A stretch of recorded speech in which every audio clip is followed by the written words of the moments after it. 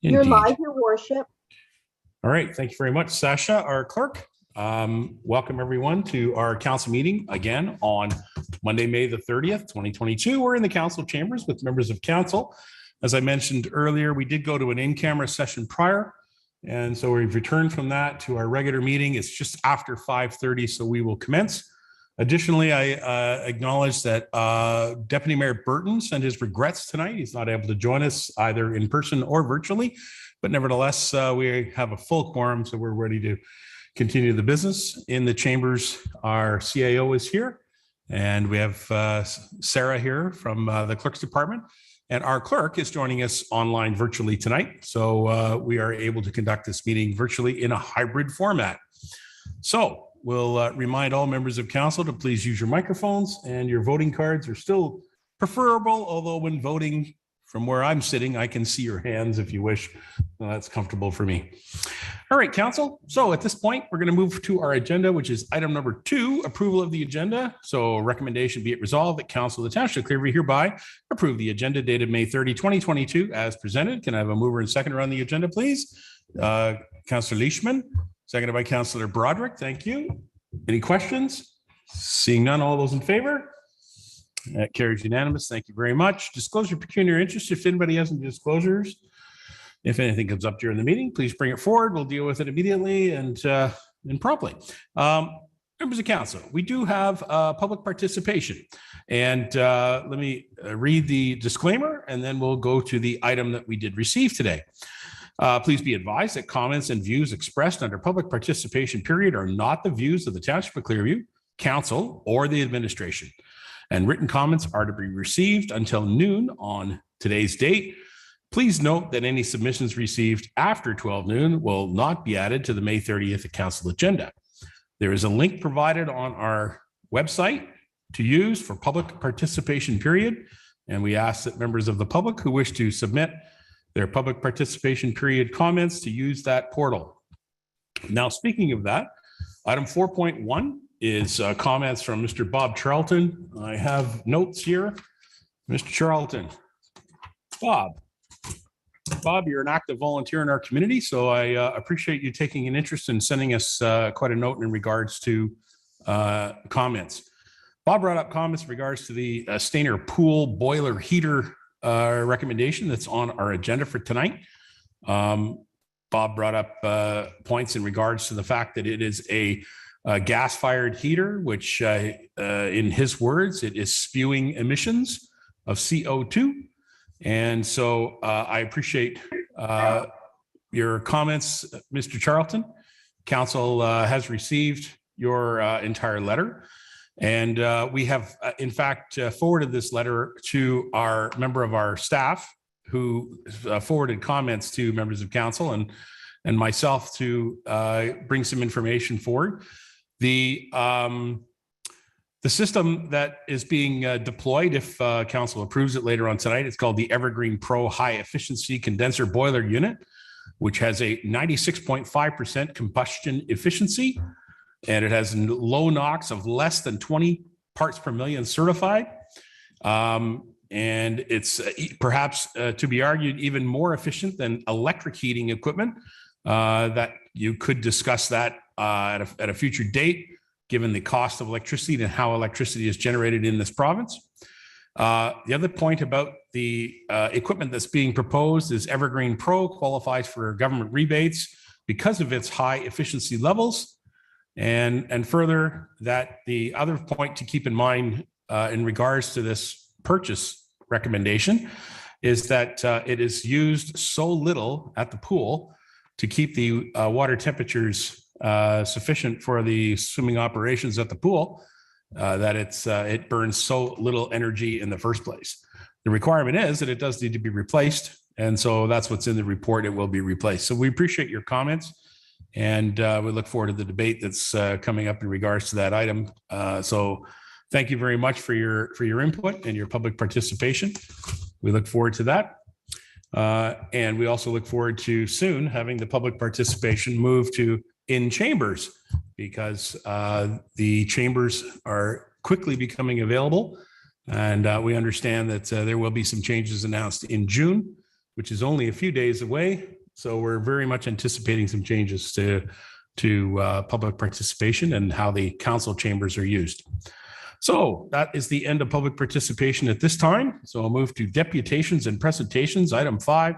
And I know we have, Madam Clerk, we have members of the BIA that are going to be joining us. So Madam Clerk, if you could bring them into the meeting, and we'll get started with the deputation from the BIA. Thank you, Your Worship, and the rest of council. If Sarah and Lloyd would like to turn on their cameras. Perfect.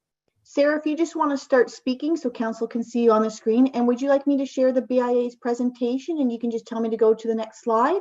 Yes, please. Okay, perfect. Welcome, Laura.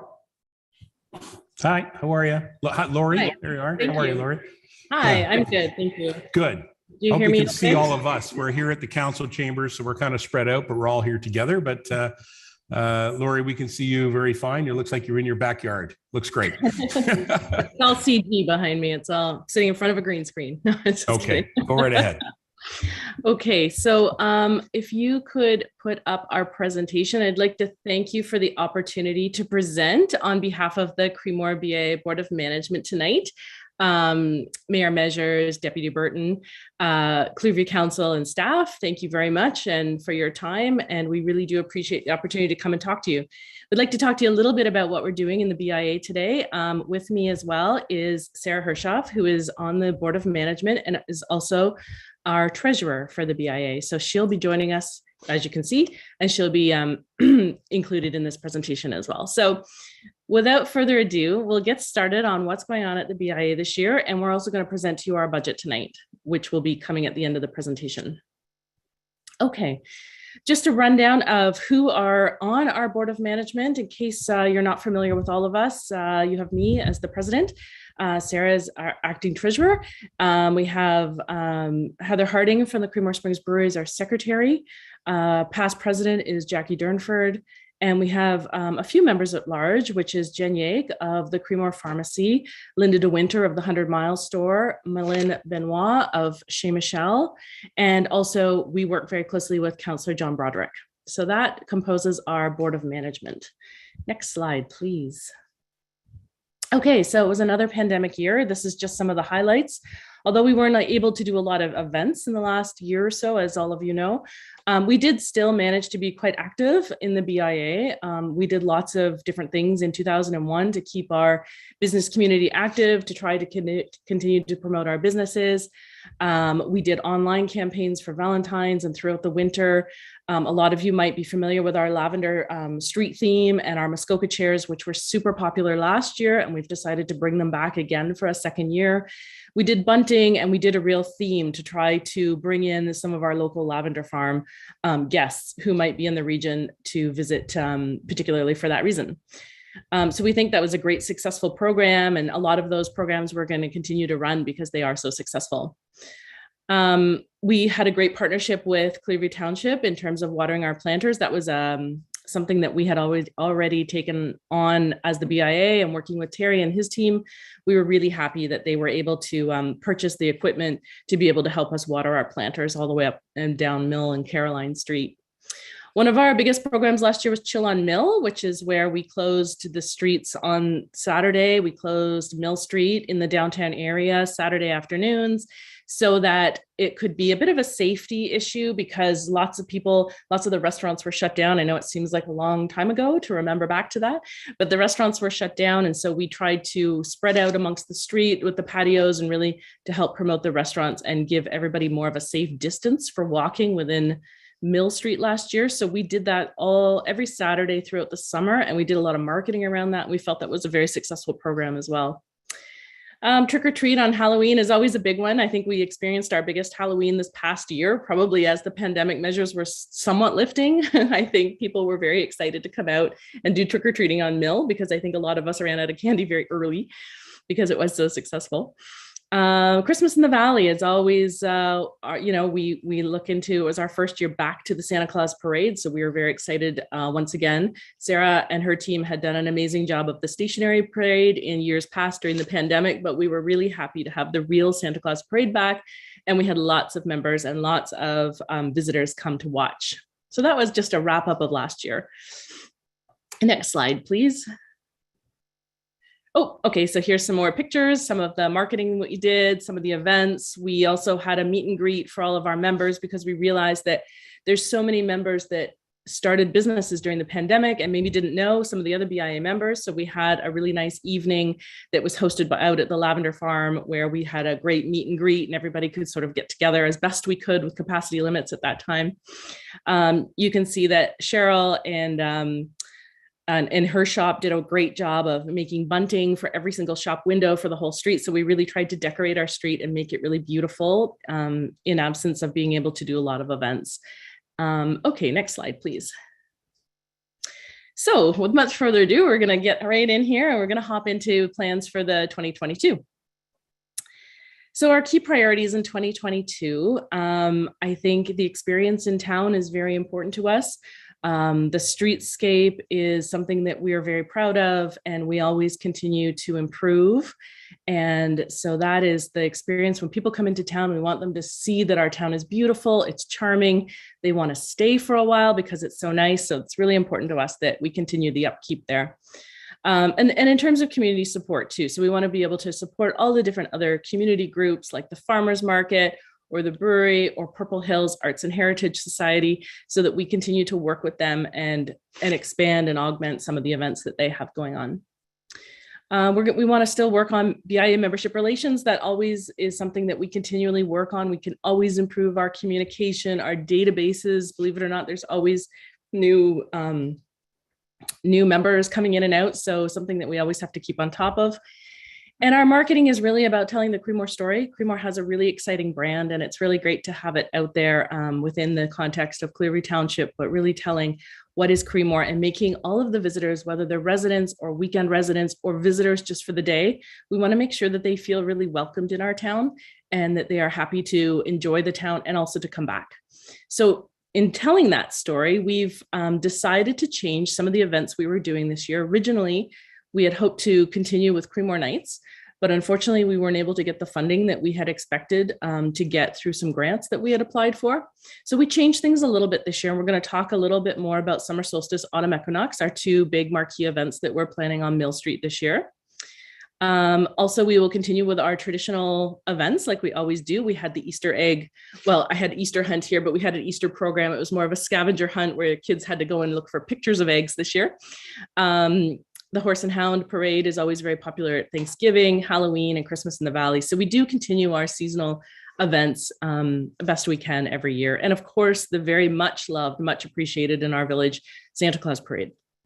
We will continue on our social channels and improving our website. These are all things that, that we do on an every day, every week, every month basis. And then long-term planning. Levy review is something that we sort of had to set aside during the pandemic, and we're really excited to sort of start that up again now that we feel that we're moving forward through the pandemic. So if you don't mind going through the next slide. All right, so here we get into the numbers. Everybody loves numbers. Just going to move all of you around a bit so I can see my numbers. Okay. So I think the takeaway on this slide, everybody can read the numbers, and at the end, there'll be our large budget, and Sarah can speak to this as well. Basically, the key here to take away, I think, is the bottom line. The 2022 proposed budget for streetscape, basically, is almost $18,000. So if you're familiar, our levy is $20,000 that we collect from each of our members every year. So basically the flowers, the maintenance, and the decors, for the different seasons takes up our entire budget. So I want you to know that, as we move forward. So that is important for us. Streetscape, everything, like you all know, with inflation, everything's going up. The fees are going up for, for the folks that help us, take care of our garbage and things like that. flowers, all these things are going up in price. So it's costing us more and more. We're really happy again to be partnering with Clearview Township and not having to water the flowers quite like we had to in the past. So that's a cost that we've been able to share with the township. Garbage, you'll see that it goes up a little bit this year. Two reasons for that, really. We've budgeted a little bit more garbage, partly because we find that during the pandemic, and I think it continues still, there's a lot of takeout food from all of the restaurants. A couple of the restaurants are purely takeout, and up until now haven't had any sort of seating.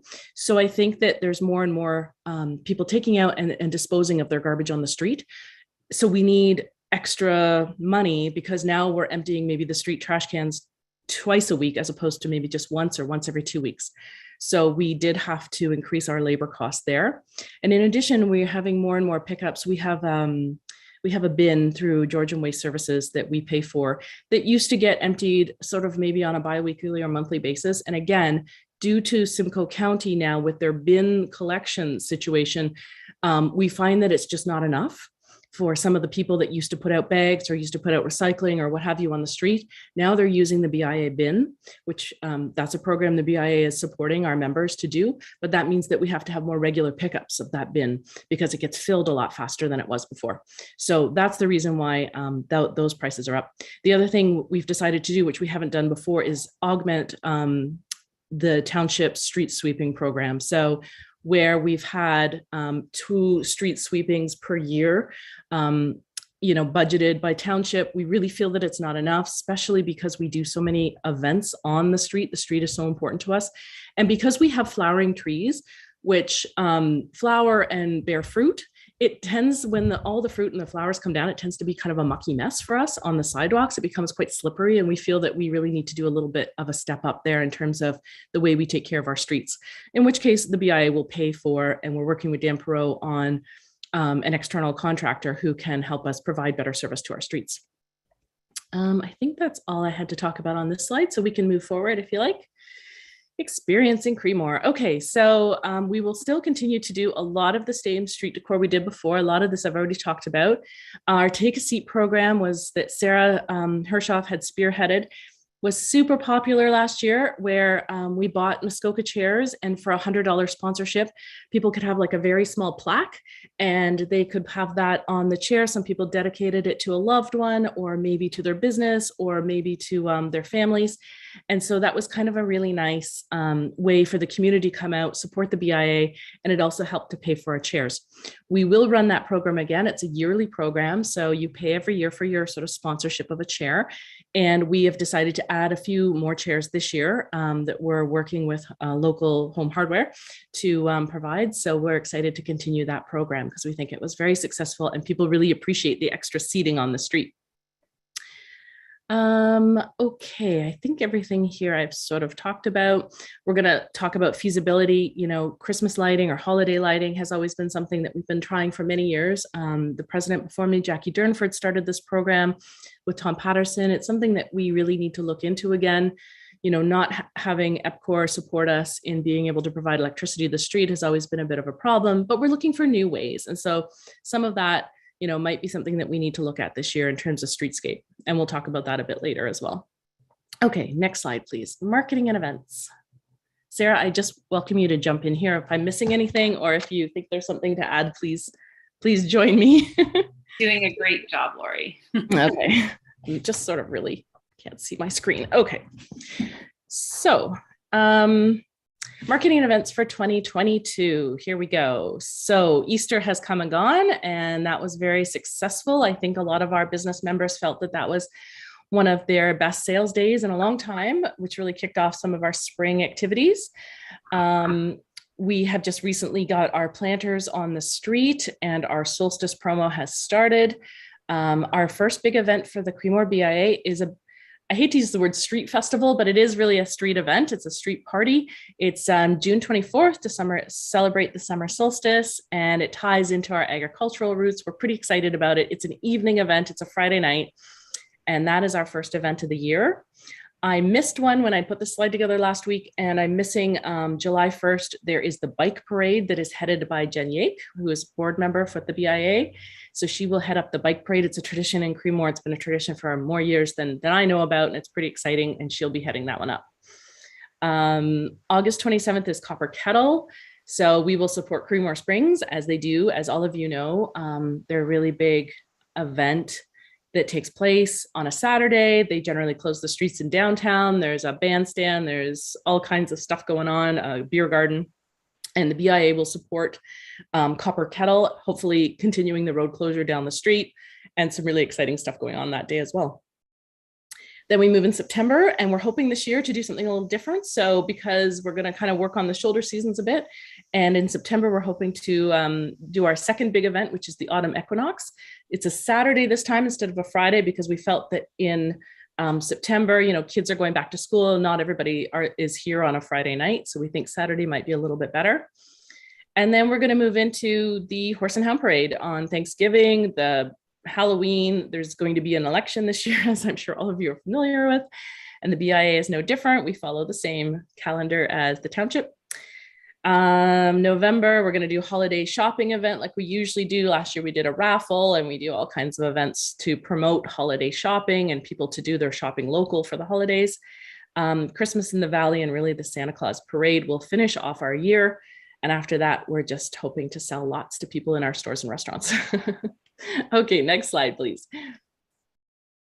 Okay, so here is our poster. I just thought I'd put it up here because we had some wonderful artwork done from a local artist, Ruth Ann Pierce, who really stepped in to do some great, fun, unique art that we haven't had before. So this is our summer solstice celebration. We're excited. We're working closely with the with Scott Davidson and the fire department. And we are going to be doing seating circles on the main street, where we're excited to have Indigenous storytellers and some entertainers as well. And so it's going to be kind of a really nice event. We have children's events, we have a fairy hunt, we have floral crowns, we have sustainable crafts for kids, which will be quite exciting. And then of course, the road will be closed. There'll be a cash bar and a community picnic where we encourage people to have a zero waste event. So we're encouraging people to bring their own glasses and cutlery and plates. So we're not throwing out waste this year. And we're hoping that this is something that we continue to build on as we really strive for absolutely zero waste in our events. So we're pretty excited about the summer solstice. It'll be fun. I think it's a great way to bring our community back together. And I think it's also a great way to invite people into our community to experience Creemore maybe for the first time and be part of the friendliness and the camaraderie that we think will happen around the fires with the musicians and on with, you know, the picnic on the main street as well. In the past, some of these sort of elements have been part of our Creemore Nights program, and they were really, really popular. So we really think that the community is really looking forward to having this kind of event again. Sarah, did you have anything to add there? No, I think you're covering it beautifully. Okay. So our objectives for our event are really to create an opportunity to increase our sales for retailers and restaurants and businesses in general. That's always one of our number one activities, our objectives when we try to do any events, because after all, these are our members. We are, you know, we do report to them. This is their money, and we want to make sure that it's spent wisely, and we do the best we can for promotion and to make the town beautiful. We want to thank our community for support. Obviously, the last 2 years have been very difficult for Creemore Township or Clearview Township and Creemore. In our small businesses, a lot of our local people really stepped up and purchased food and from the stores. And I think it's a really nice way to support them as well for supporting us throughout the pandemic. We want to increase tourism opportunities. One of the great things to do and is marketing for Creemore and marketing for Clearview Township. And I think that this is going to be a great opportunity, because sometimes it's nice to have something other than just saying, please come and shop and dine and stay in a village. This is actually something exciting that we can talk about. You know, you can shop and dine and stay and do all those things, but also come to our event and enjoy the friendliness and the wonderfulness that is Creemore. The other goal is to start to move towards a zero waste event. We know that this is going to be a little bit challenging for some of our restaurants this year, but I think it's a really ambitious goal, and I think it's something that we can move towards, especially as a township as well. Okay, next slide. Okay, so this was just a little bit of, this was in the Echo last week. We have a QR code you'll notice there. We have a new volunteer program that is being led by Caroline McIntosh with the help of Sarah Hershoff, and they have put together something really great for Creemore that we haven't done much in the past. This QR code will take you to a sort of online sort of survey that you can fill out, and you can put in when you're available, what you like to do, whether you think you'd be best working at our bar or you'd be best lifting heavy stuff or whatever it is that your skills allow you to do. You can fill all that information in and also tell us when you're available, whether it's before the event or during the event or for cleanup and tear down after the event. So it's kind of neat that we're doing this. So far, we've got a good turnout of volunteers, but of course we always need more because volunteerism has something that's been on decline certainly throughout the pandemic. And so we're trying to re-energize a lot of people in our community to come out and volunteer with us again.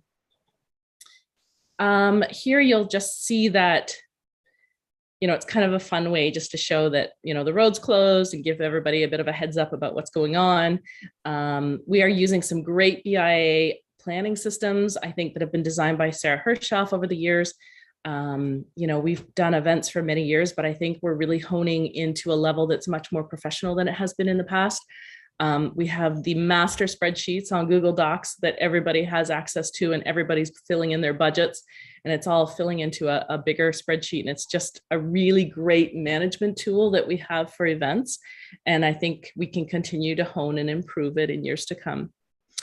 And we're doing our best to make sure that we have all the community resources and staffing. And thank you to Amanda's team in Clearview Township for helping us so much and participating in some of our meetings and giving us lots of feedback as well. Is this the next one? No. Okay. Okay, so I've already explained a little bit about what we're doing. We're hoping to have some of the craft vendors from the farmers market, which I didn't mention before. We're partnering with the Horticultural Society. So one of our aims is to start to partner more with community groups, as I had said at the beginning. So the Horticultural Society really stepped up and really were excited to join with us and do part of this event. So summer solstice, we thought, doing floral crowns for the kids and also doing, what is it called? Floral arrangements on the tables, all of these things, the Horticultural Society and their wonderful volunteers have really stepped in to really help us out with. So we're excited to start with partnerships with that. Also with the farmers market, they're very excited about working with us as well. And we're moving some of the craft vendors that they can't always accommodate during their Saturday farmers markets. Maybe we can accommodate them, in this event. Okay, I think that's it for this slide. So our total budget for this event, $29,000. The BIA is putting in $15,000 of our own money, and we're hoping to have some sponsorships from individuals and businesses in Creemore, as well as event sales. So our bar will cover some of the expenses as well. Okay, you can go to the next slide, please. Okay. Long-term planning. So if we go back to what our priorities were for 2022, long-term planning is always one of our priorities. Super important that we don't take our eye off the ball, although I know it's been really hard during the pandemic for a lot of us. While we were sort of in survival mode for the last couple of years, it's been hard to really focus in on some of the long-term planning ideas. But I think, now that we feel like we're kind of getting back to a bit of normalcy, I think we can really look at long-term planning again. So, we want to start up our meetings again with Parks and Rec, with Terry and Amanda. We started in a really good place, and then the pandemic happened, and now it's been a bit sort of hit and miss, but I think now we're really getting back to a good rhythm there. Building our volunteer base, like we talked about before, finding resources to research grants, funding, and sponsorships. So, we weren't successful in our grant this year, but we learned a lot. Amanda's team helped us in reviewing our grant application. I think we're going to look at this again next year, see what we can do. I think this is a great way to move forward with programs and with campaigns and events. Also, very importantly, the Creemore Community Foundation will provide a lot of assistance to the BIA with their program manager, who they have, I believe now that they've hired, and they're hoping that will start July 1st. So we're very excited to have somebody full-time in the village of Creemore that will be providing assistance to us in terms of events and support of a lot of the initiatives that we can kind of partner with and do in the downtown of Creemore. And streetscape, so streetscape planning and capital investments. So we do have some money in the bank. And I think what we need to do and where we're going to need the help of township is that we'd like to start planning on how we can use that money. For many years, we had put some money aside to buy planters, and we were very happy that Mara Burton and her team were able to fund those planters for us, I think in 2020. And so with the money that we'd put aside for many years to buy planters, we think that it would be best invested back into something on the streetscape. We'd like to look at ideas that might be silhouetting the lights on buildings for the holidays. Maybe it's new benches, maybe it's, I don't know, new street lamps, Wi-Fi downtown, music downtown. I don't know. There's all kinds of things that we can look at. And so what we're looking for is maybe to start a bit of a plan. So we have a plan that maybe we can invest in partnership with Clearview Township to really put a focus back onto Mill Street and to improving the quality of Mill Street and the beautification. Next slide, please.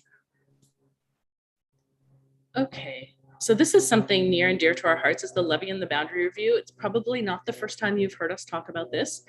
We did have to put it aside for about a year because we just couldn't do it during the pandemic. We had a lot of other issues that we were dealing with, and we didn't feel that it was the right time to present this to our members when so many of them were closed for 6 to 8 months. It wasn't really the right time to ask them for potentially more money. So we felt that, we needed to get through this and then really continue to look at our levy where it sits. So I'm going to hand this part over to Sarah because she's done a lot of research on this, and she's really been taking the lead in terms from the treasurer perspective in terms of how we do the levy. And Sarah's going to take you through this slide if you don't mind. Go ahead, Sarah. Thank you, Lori. The levy review has been on our radar since we took our positions, and we haven't made a ton of progress. I think we have learned a lot, but the thing that I have learned the most is that it's a little bit beyond my scope and ability to actually see this through, and that we as the BIA really need the support of the professionals at council or at Clearview to help us finally implement it. It's my understanding now that as the BIA, we can simply increase the amount that we want to put in our budget, and then the levy would be assigned by the treasurer at Clearview. So we really just need a little bit of help making sure that we communicate correctly, that we have the proper process, all of that's in place, and because it really is beyond what we can do as volunteers. We have had some support from the treasurer's office. They've been very, very helpful. And we've also kind of realigned our schedule so that we can bring our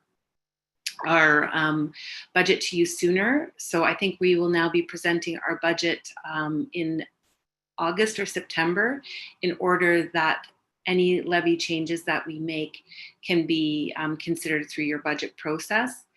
And the other thing that we would like to look at is a simple adjustment of the boundaries. And again, we would need some professional help here. It's the opinion of our committee or of our board that adjacent commercial properties should be included in the current BIA. We have a few buildings that are not serviced and don't pay levies. So we'd really like to bring them into the community in that way. So I guess we really are looking for some leadership and aid from staff to help us finally get there. We as a group will be leaving in the fall. So I guess we'd really love to be able to take care of this and have our next group in good shape financially by ensuring that they have the money that they need to move forward. One of the reasons we need this money is because in the past, we have relied so heavily on our volunteers. We've been able to do so much with so little. Partially because all of our volunteers pick up so much. We do tasks that really probably should be paid. We should be paying somebody to do. And then we've also had the generosity of Creemore Springs behind us. So that usually almost doubles what we're able to spend in a year. But we think it's more prudent to make certain that the levy is actually in line with what we want for regular operations. So I hope that covers it. We can go to the next one. That's great, Sarah. Yeah. Oh, here's some of our ideas. No, I haven't looked at this presentation in a while. I apologize. So we did talk about some specifics And I think I've outlined them all there. So I don't think we need to cover anything more in that slide. Thank you. Thanks, Sarah. Okay, if we can go to the next slide, please. Oh, okay, so here we have our proposed budget, all the nitty gritty details for 2022. There it all is in black and white. In our last meeting, we did approve the additional funds for street sweeping, which are not reflected in this budget because this budget was the budget that was passed by the Creemore BIA Board of Management. So there may just be one additional thing that needs to be added in there, which is this addition of $1,200 that we've approved for street sweeping. But other than that, we feel very confident that this will be our budget for 2022. And as you can see, we're we're in a deficit position, but that is money that we will be just taking from our carryover from past years because we just have been spending during the pandemic. So that's reserved earnings that we will be spending this year. Right. I think that's the last slide. You should all have this. Oh, there we are. Join us for a great year. Everybody's always welcome to join us at our events. I'd like to extend the invitation for all of you to come out to Summer Solstice. If any of you would like to join in our BIA meetings, we meet the second Tuesday of every month at 7 p.m. We're currently still on Zoom. So if any staff or council would like to join us, you're more than welcome to. We have lots of regulars in our meetings and we're really happy to have you there. And we just welcome you to join us at any of our events or, pop by and see us on the street anytime you're in town. And so with that, I'll take any questions if there's any questions from council or staff. And if not, I will bid you adieu. All right. Thank you very much, Lori and Sarah. I want to acknowledge that you are doing a great job as volunteers, and you also are dealing with the same thing that we are, and that is the beautiful sunshine coming in your window. And I'm hoping people at home acknowledge and understand that just a few moments from now, the sun will pass where the camera is. And, speaking of solstice, we're seeing it happen right here in front of us is what we're seeing. Is beautiful sunshine, again, coming through the windows of the chambers and reflecting upon the camera that's located in the middle of the chambers. And you're seeing the same thing, Lori, where you are. So let's just suffer through. This is called Zoom, so let's get used to it. Again, I wanted to acknowledge your volunteers, and I appreciate the efforts that volunteers make in our community and all of our committees. So thank you for that. I am very pleased to say that I have attended a few of the BIA meetings over the years, and very happy to do so as the mayor, as an ex officio member of the BIA, and I've been able to participate a few times as well.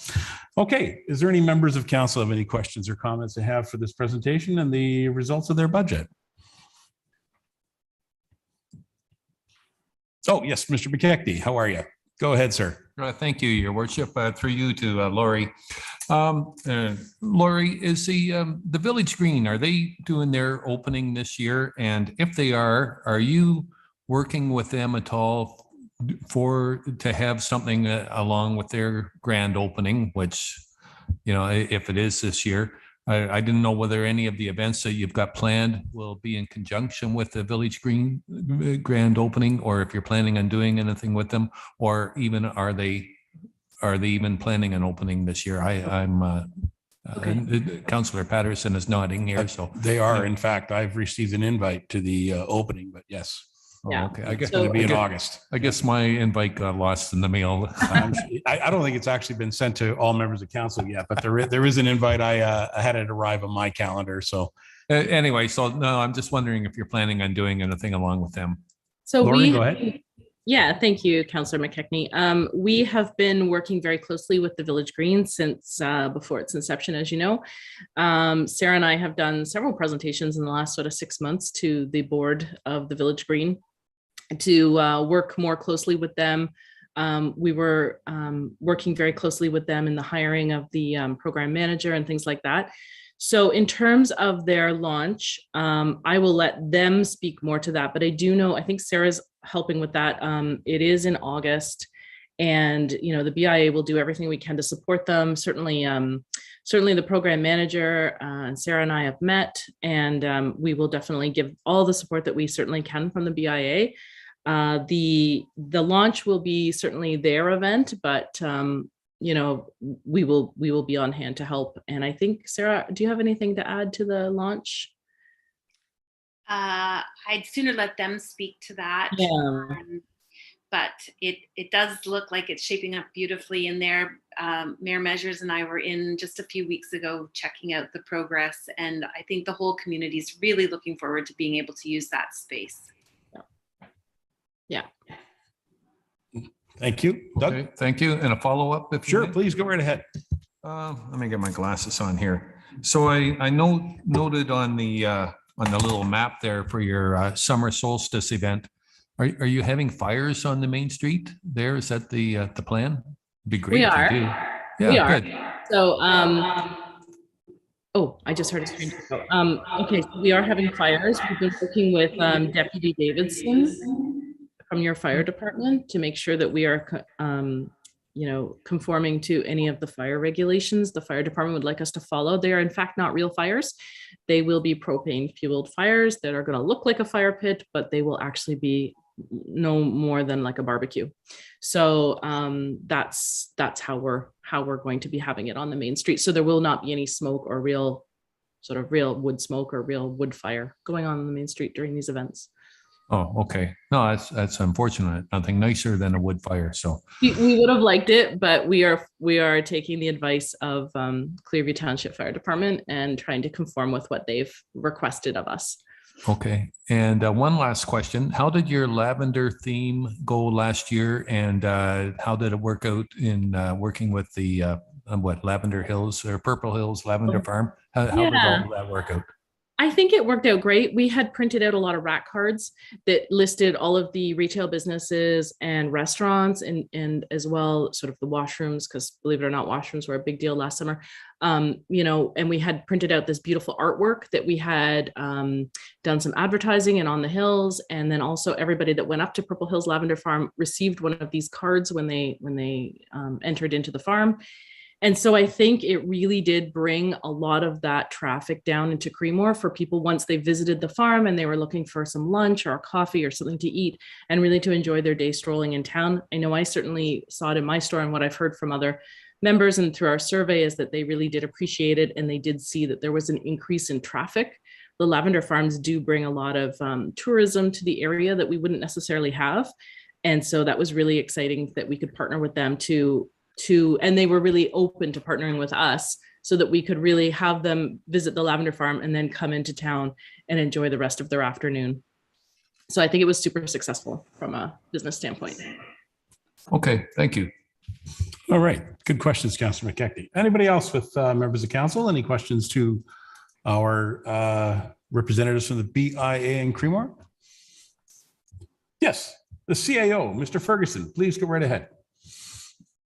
Thank you, Your Worship. And just to follow up on some of the requests in your presentation, we should probably get together and discuss a few of those matters to see how to move them forward and potentially look at some trade-offs for some of these events this summer that we may be able to work with you on. So I just want to say that we'll reach out and have a discussion on these matters.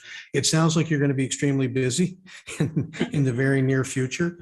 But if you have time to get together, we'll set up time and discuss some of the matters that I think you will need some of our help with, I think is the best way to say it. Thank you. We would appreciate that. Okay. Excellent. Thank you, Mr. CAO. Nothing further from members of council? No? Councillor Broderick, I know that you're our current council representative. Have you got anything you'd like to add before I go to the motion? Thank you, Your Worship. Not really. I just wanted to congratulate the volunteers and all the hard work. They really do an amazing job with a very limited budget, and looking forward to actually that sit down with staff and members of council as well, and the BIA team to see if we can work a few things out. All right. Thank you very much, Councillor, and thank you for your work representing council on the BIA of Creemore. All right. So I'll tell you what, at this point, then I want to thank the BIA members that have appeared before us here tonight. We do have a motion in front of us. So if you just stay right there, don't go away. We're going to deal with this motion. How's that? Council, the motion in front of us is, be it resolved that Council of the Township of Clearview hereby approve the Creemore Business Improvement Areas 2022 budget as presented. Can I have a mover and seconder? Councillor Leishman, seconded by Councillor Deneen. By the way, they're right close to me here, so that's why I'm seeing them. You gentlemen out there on the farther wings, you got to get your cards up quick. Just saying. So there you go. Is there any questions on the motion? Any questions on the motion? I have one question, and if I could, I'll put it just to the CAO. Mr. CAO, while approving this budget as we received it, the indication from the presentation about the future discussion of the levy will not be included in this motion. Is that correct? The levy discussions are a future discussion. Is that correct? Yes, because there's a process that's going to have to be followed in order to, adjust that. We'll have to talk to the businesses in the community, and I'm sure there's a process. I haven't looked at it yet, but it'll be laid out when you move to increase Thank you. Contributions. I just wanted for clarity for members of council and members of the public to be clear that the discussion in here about the levy and about the future disposition of any levy or any changes to the levy or any changes are not part of the motion, because we're receiving it at this time as a budget, as simply the budget. So for the clarity, that's understood by all members. Thank you. All right, nothing further. Then I'm prepared to call the motion. Members of council, all those in favor? And that carries unanimous. Thank you very much, members of council. And thank you again to the volunteers from the BIA. We look forward to seeing you at many events across beautiful Clearview Township. So we'll let you go for tonight. Thank you very much. Enjoy your evening. Thank you very much. Okay. All right, members of council, we are at item number 6, which is public meetings. There are no public meetings as part of this agenda tonight. Council number 7, approval of the council meeting minutes. Recommendation for 2 council meeting minutes. Let's see here. Be it resolved, the Council of the Township of Clearview hereby approve the minutes of the following council meetings as presented. May 9, 2022, a special council meeting, and May 9, 2022, the regular council meeting. There were 2 meetings on that day. So one was special, one was regular. Look for a mover and seconder to my right. Who do I have? Councillor Lamers, Councillor Seconder, Councillor Walker. See, they're being quick over there on the far end of the table. Members of council, any further questions? I'll call the motion. All those in favor? Thank you. That carries the approval of the agenda, approval of the minutes. All right. Any business arising from the minutes, if any? Members? Council, thank you. Nothing? Communications from the mayor. All right. Item number 9. First thing on our agenda for this is item 9.1, closed session report. We did have a closed session, began at 4 p.m. We have nothing to report to bring into open session at this time. So that'll be 9.1. Council 9.2 is World Elder Abuse Awareness Day proclamation. I do have a recommendation and a proclamation, which I would ask council for their support. So I will read it. Look for a mover and seconder if anybody has any questions. Okay, recommendation be it resolved that Council of the Township of Clearview hereby requests that the mayor proclaim June 15, 2022 as World Elder Abuse Awareness Day and encourage all residents to recognize and celebrate seniors and their ongoing contributions to the success and vitality of our province. Can I have a mover and seconder on this important reclamation? That'd be the Councillor Deneen over here, Councillor Broderick. Thank you. Any questions about the proclamation? All right, seeing none, I'll call the motion. All those in favor? And that carries. Thank you very much. And we'll write that up, get that done. Council report, or county report for information. There is a item in here in regards to the 2022 age-friendly senior housing grant program. I know, of course, our deputy mayor normally would speak to a lot of the county items, but I'll speak to this briefly, and that is that this is a notification that there is a grant program available for individuals who are doing renovations or proposing renovations to their private facilities. If they have anything that they wish to to do that becomes age friendly or senior housing, or adding or making modifications to your home, this grant program is available, and information is available at the County of Simcoe website. So it's just for information purposes. Anything further? Any questions for county? No? Yes. Hello, Tom. Yeah, just a word. I'm sure Barry would say something too about some components of this. Yes. Senior housing, we were all, no failures on our part, just a circumstance that we were going to do a workshop with the county and the senior housing. And I've explored the age-friendly housing and age-friendly community concept. I attended several meetings at Wasaga Beach. They had a really active one going before the pandemic.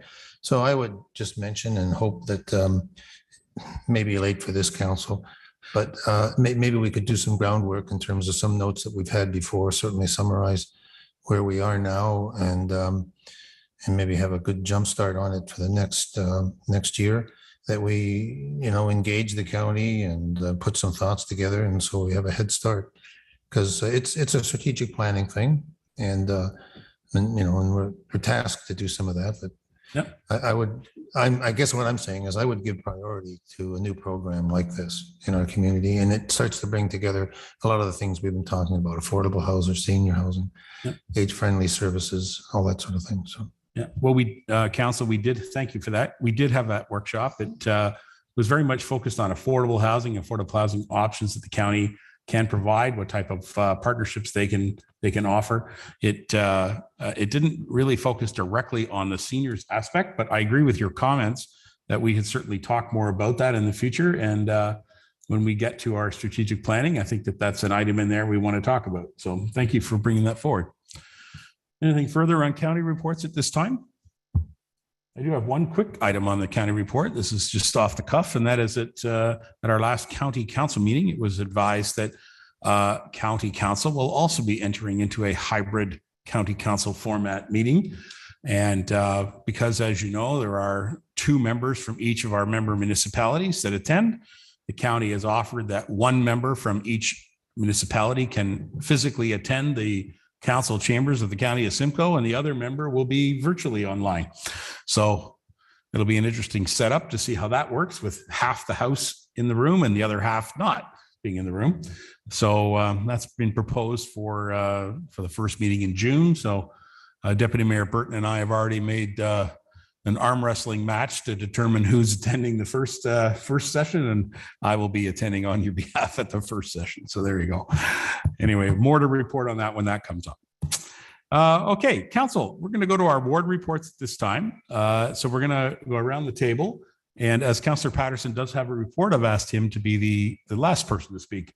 So we're going to start with Councillor Walker. You're up first, and then it'll go Lamers, and then Deneen, and then it'll go Leishman, Broderick, and McKechnie. Go ahead, Mr. Walker. Your worship, I would gladly go first, but at our last council meeting, I went first, and you promised Councillor McKechnie that he would be the first in this meeting. So I do not wish to speak first. I will allow Councillor McKechnie. Do you know what? I'm gonna let's go. I'm gonna get a little arrow thing here and put it here on my desk so that I could go left or right. So I will allow Councillor McKechnie. Start at that end, your worship. Thank you.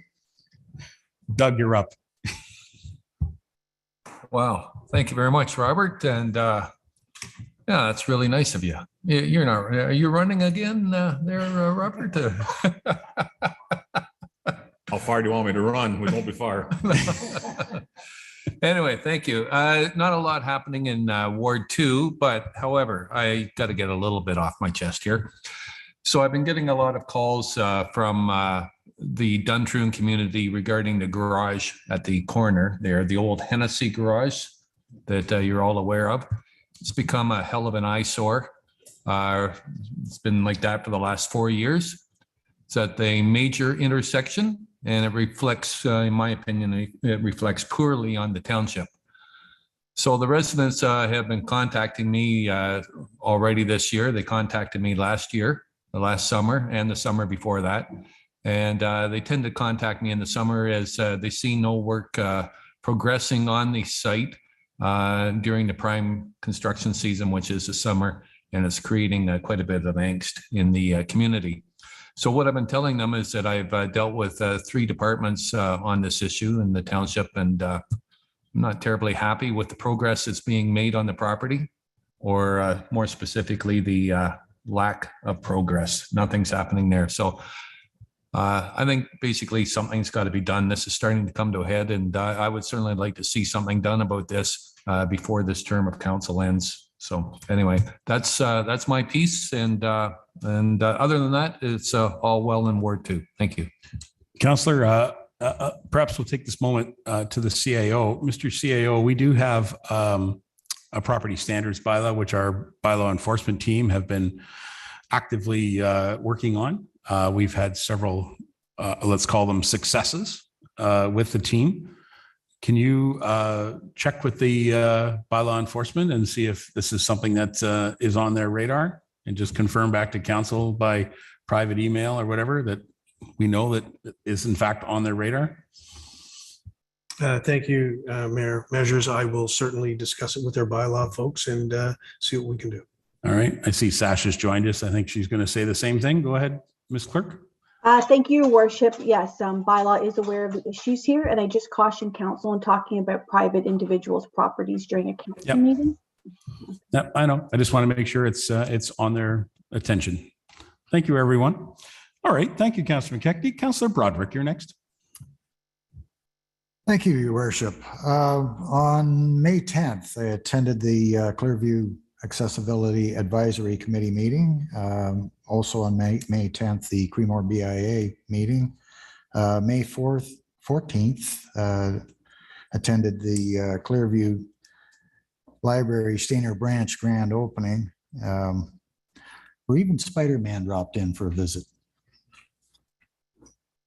May 25th, attended the Clearview Council Planning meeting, and that's it for me. All right. Thank you very much, Councillor Broderick. Councillor Leishman. Here we are. Thank you. Okay, so I went to the library meeting, I went to the chamber meeting. Of course, I went to the grand opening. It was amazing. It was wonderful. We had quite a few people there for the opening, although it was 10 o'clock in the morning on a Saturday. But by the end of the day, we had lots of people going through. Bob Charlton gave a tour of the library, and he was like Sergeant Major, this way, this way. It was wonderful. And the kids all got reading buddies. There was all these lovely crocheted animals that they picked up. So it was a great day. I don't think anybody went away unhappy. And we actually picked up quite a few memberships from Clearview and outside of Clearview, because people from Wasaga and Collingwood were quite impressed. So we got a great library. I went to the retirement of Rita Medill. She was our librarian at Creemore branch for many years. Lovely lady. She's done an awful lot for the Creemore library, and we can't thank her enough. Let's see. Yes, I was lucky enough to meet 2 gentlemen from Ashton Meadows the other day, and they both handed me a check for $12,500. So $25,000 to the library building fund. That's amazing. And I want to thank them both, Mr. Cordelucci and Mr. Di Giovanni, and so generous. And I'm hoping other developers will step up to the challenge. That would be great. And maybe we'll get to our goal faster. I'd also like council, if you'll indulge me, I would like to make a motion.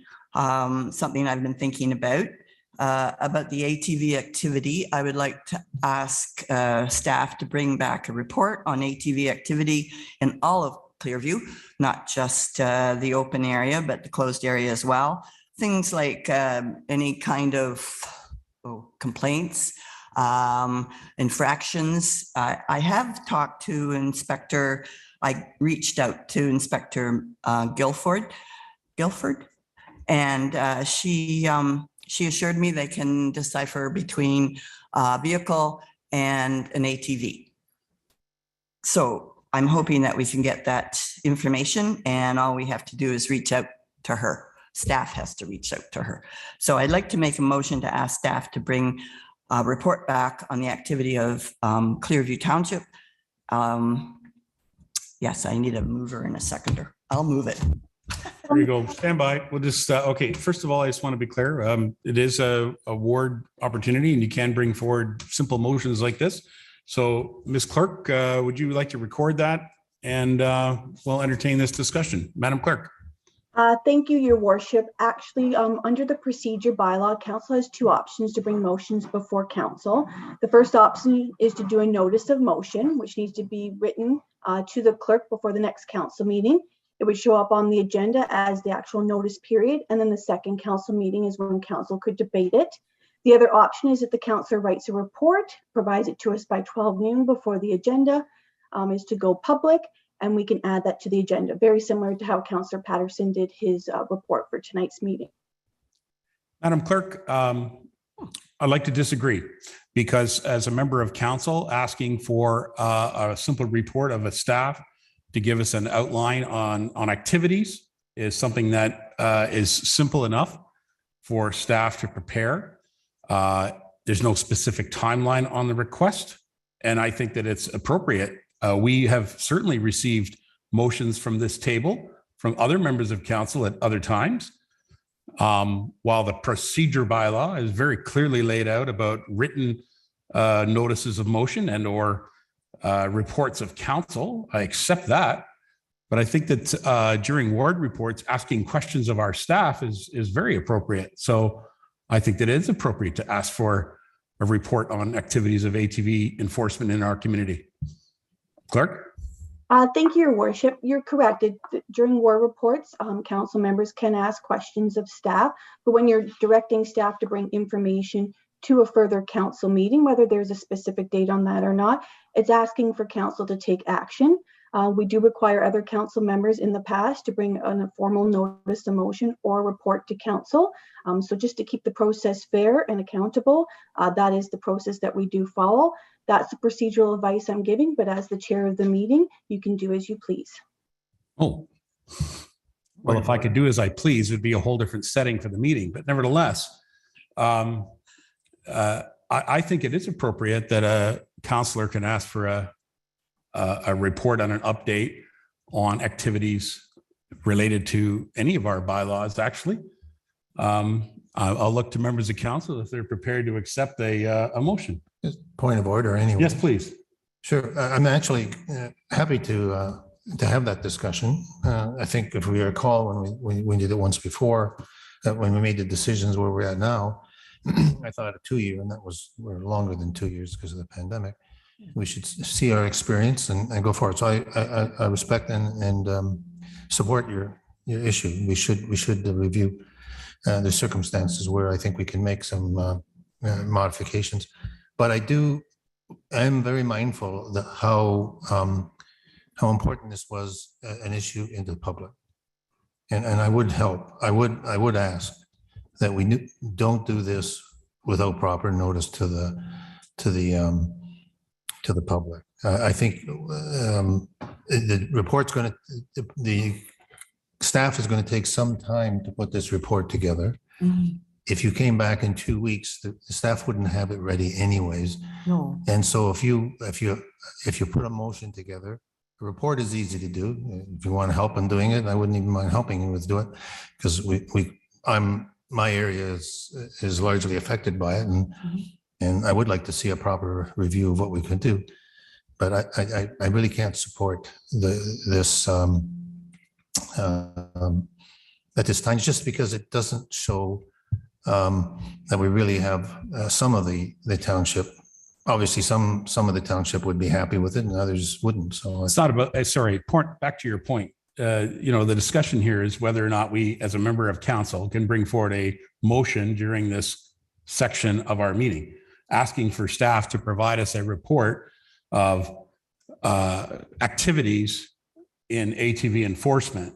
Is not asking for, frankly, a public engagement process, because we're asking for the data of what the staff have been doing in regards to the ATV bylaw that has been duly passed and carried by this council after long debate.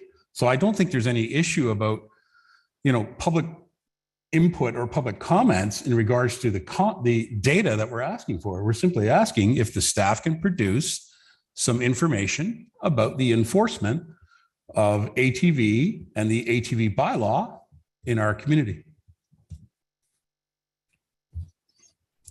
So I appreciate your comment about, and I also appreciate the clerk's comment about due process for preparing motions where activity is going to be asked for.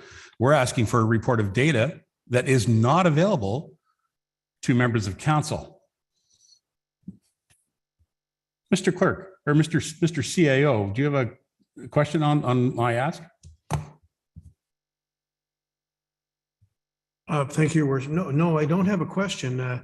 I guess if it's simply just getting some information on I guess ATV infractions or something of that nature, we could certainly ask. Members of council can ask anything at any time, but if you're bringing a resolution, it would normally go in the format of being on the council agenda. But with that said, councilors can ask for anything at any time. And if it's not a significant amount of work, usually we can provide the answer very quickly. If this is simply wanting to get an idea of how many infractions there's been, and we can get some data on that quickly, then I don't think it's a huge undertaking. I think we could do that.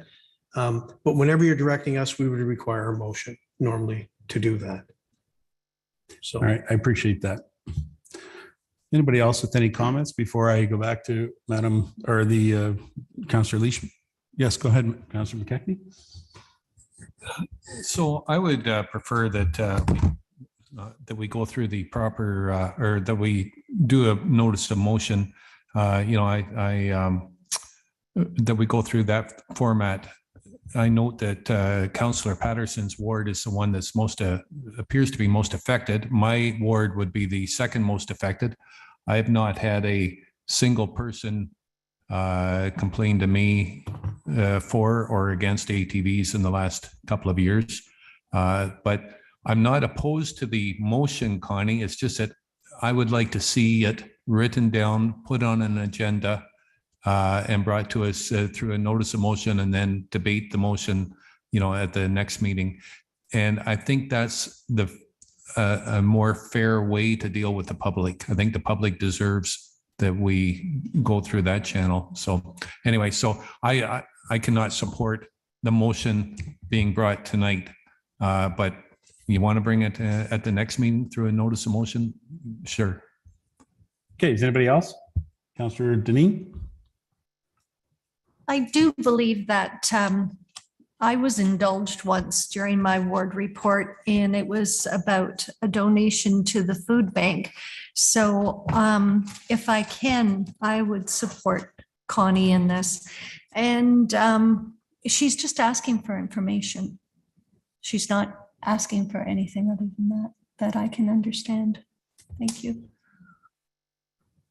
Anybody else? Councillor Walker.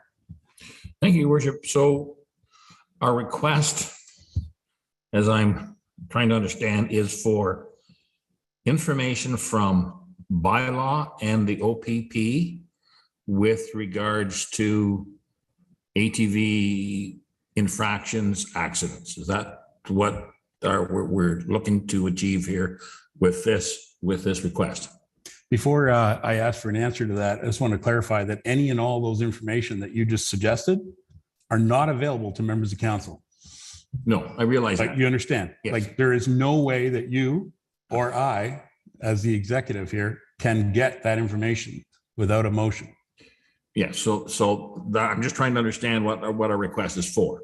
So if that's what our request is for, to me, I would feel that that's something we could likely do through this process tonight, is to ask for that information from Bylaw and from OPP with regards to infractions on ATV and or accidents and or complaints. I guess that would come into that as well, because there are complaints. Yeah. To me, I would support that request just for that. That then allows us to get that information and then when we have a discussion time for that to be put on the agenda, that the public then public will be able to access the information on through the agenda to look at, and then we will be able to have a formal discussion at this table with regards to the next steps and where we go from here. Thank you, Councillor. Anybody else? Okay, I'm going to go back to Connie. I'm giving everybody the opportunity to speak if they. Okay. All right, Councillor Leishman, go ahead. Thank you. I didn't mean to make this complicated. Really, I just looking at it as a follow-up. We did this ATV bylaw. We don't know how well it worked, or we don't know anything. And I just liked some information on it. It's not been an issue in my area, but maybe it's an issue somewhere else. I'd like to know. I mean, why did we bring in this ATV bylaw if we're not going to have a follow-up or find out the answers? Now, if you'd like me to go formally, I will make a notice of motion tonight. I think I can do that verbally at the end of the meeting. It'll have to be written. Pardon? It'll have to be written, but yes. I'll write it. Sasha can write it. No. But I'm not asking for anything complicated, and there's no timeline on this. I'd just like to know what's going on.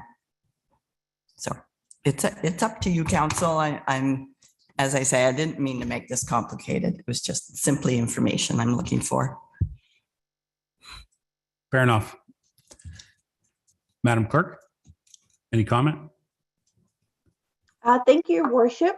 If council is amenable to Councillor Leishman's motion before, then yep, we can proceed forward. I just provide procedural advice, just make sure that we're fair and accountable to the public. So, and that's why I polled members of council for their opinions on whether we could do this or not. All right. All right, then I would consider that we have a motion on the floor made by the Councillor Leishman, and we'll look for a seconder on our motion. Is there a seconder on the motion? Councillor Walker, is there any discussion on this? Perhaps we'll have the clerk actually write it up so she has it in front of her. Go ahead, Connie. Do you have something else you want to say? No? Or somebody else? Oh, Tom, go ahead. Yeah, so simple enough, I guess. I was silent because I was waiting for it to come to the table so we can discuss it. All I wanted to raise was the point of order. Just the question, why isn't the information? Why do you say it's not information? I've gotten, have you tried to get the information? It's a question I have. It's not a statement. I'm not very good at the computer part, but I did try. Where will staff get it? And why don't we have access to it? I thought we did. The OPP. We do not. Through the club. Does the staff have it? I'll advise members of council that the OPP will not give a report unless they're asked to give a report.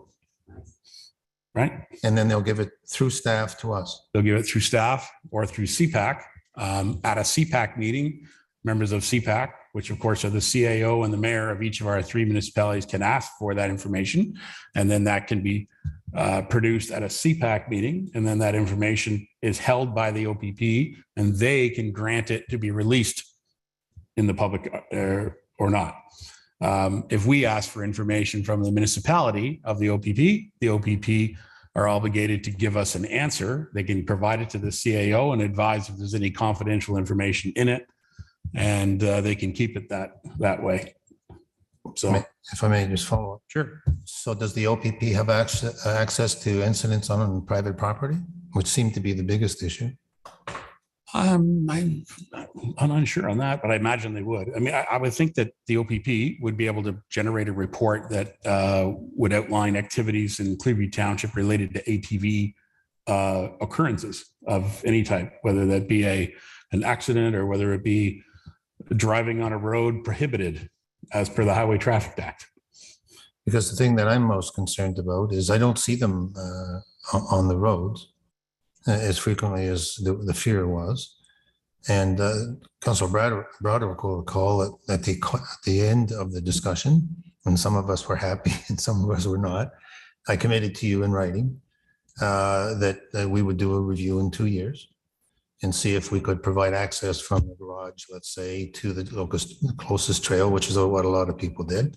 And, at this stage, I'm not going to prejudge my final answer if we do a review. So I'm actually, I guess I jumped ahead of you because your question is a good thing to to consider, to be part of a discussion where we would consider if we make some speed reductions or if we have good public accommodation and they've had good experiences, maybe we open up some of the roads.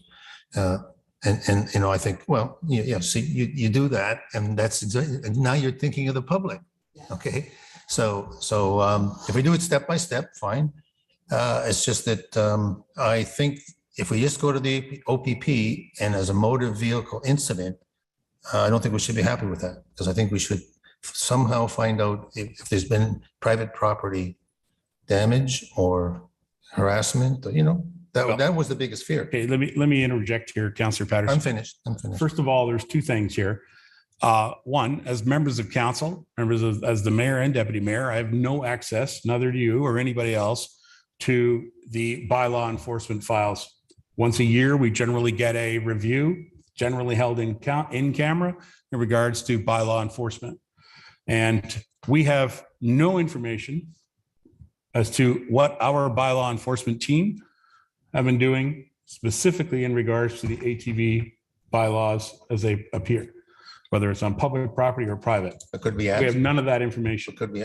Isn't that the nature of the ask? That's the nature of how it works. So there's that. And then the second part of this is that the OPP, who are tasked with the responsibility of providing enforcement for all of our roadways when it comes to motor vehicle activities, they have ability to create reports. They do make some of their information very public. They make some of their information not so public. And they're also not in the business of preparing specified reports. So if we ask them to prepare a specified report, they would often comply, you know, through a motion of council, a letter from the mayor, a request from the CAO of our municipality, they will often comply. Given that we are not in a contract position with the OPP, that we, you know, they provide us a service that is, you know, directed by the province of Ontario. So we have no legislative authority to obtain any information from the OPP. So if we ask them, Inspector Guilfoy and her team can produce information for us that we can rely upon as data in regards to ATV enforcement in the township of Clearview. And to your point, it could be on public lands or it could be on private lands. The ATVs are in our community for sure. So I think that it's a decent request to ask for this type of information. And it also shows that as elected officials in the municipal government, we don't have access to all the information. Apparently it's held by staff members and members of a third-party organization called the OPP. So that's what I'm suggesting, is that I think if we get some genuine data, it'll help us understand whether or not our ATV bylaws are actually effective or not. And one last, if I may, as an agency, I understand that the NEC might have access to some of that information as well. They may or may not. Why would they? Well, they have jurisdiction over some of the properties. Yeah, but they don't have any jurisdiction to detain or stop anybody on a motor vehicle. So that's why the OPP are the persons who are responsible for enforcement of motor vehicle infractions. If I may just conclude my point. If the fact is we're looking to see what information we've had on, rather than say infractions, you know, the use of ATVs in areas, and some may be fraction, you may find some good reactions. They would certainly have, you would think, some idea if they've had an issue with ATVs on unapproved trails on their property. It would be at least a source of information. They could say none. Perhaps, Councillor, you could go back to the NVCA and ask the NVCA as our representative to prepare their own report, because it is, I believe we're asking for a report on the infractions, on actual enforcement activities, which we can get from our bylaw enforcement department, and we can get from our OPP, which are tasked with enforcement, where the NVCA are not tasked with enforcement of ATVs. So you can ask that as the NVCA rep if you Did you appoint me as the representative, by the way? So, did you say that as my representative? Is there any other members of council? Sorry, I've been dominating and I don't mean to. Please, Councillor McKechnie. So I still don't know where we're going with this. If the OPP or come back and say that they've had no complaints or there's not been an issue, so what's the objective here? Are we going to reopen the debate? And secondly, I was just wondering, the mayor, your worship, you've been speaking a lot to this. I mean, is this your motion, Mr. Mayor? Or It is not. Councillor Leishman contacted me, and as she should, because as I have contact with our staff, but they will not give me that information in a formal setting so that I can't make it a public document, because I can't do that. So to do that, I would need a motion of council, of which the councillors asked for. Okay, I still think that to drop this on us during ward reports is not fair to council. I don't think it's fair to the public. We have a process that we can go through. I mean, even an email in advance, might have been with a bit of a heads up, might have been better. Some of us are better at emailing than others, and I'm not happy about this, and I think that we're doing a disservice to this council and to the public by going this route. So, wow. I saw the clerk flash her card a minute ago. Thank you, Your Worship. I do have a motion prepared to help streamline the discussion. So if you wouldn't mind, I would like to read it out. Moved by Councillor Leishman, seconded by Councillor Walker. Be it resolved that Council of the Township of Clearview hereby directs staff to bring a report back to Council with data regarding ATV enforcement infractions, OPP and bylaw enforcement in the Township of Clearview. Anything further? Councillor Leishman, you want to go one more time? Thank you. Councillor McKechnie, there is no end game here. I'm just looking for information. I was just curious. We voted on something and I was in favor of it. And I'd like to know if it's working. It's pretty simple. I'm sorry I made it complicated. I didn't mean to.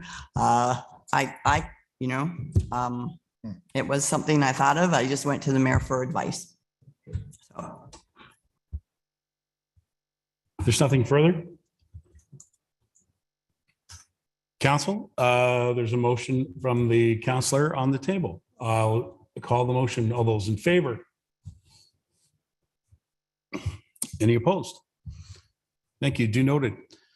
And again, just for clarity, we don't have a big timeline on that. So Mr. CAO, I imagine that might operate through your desk. Okay, thank you. Just Your Worship, was the motion carried just for? Yes, the motion carried.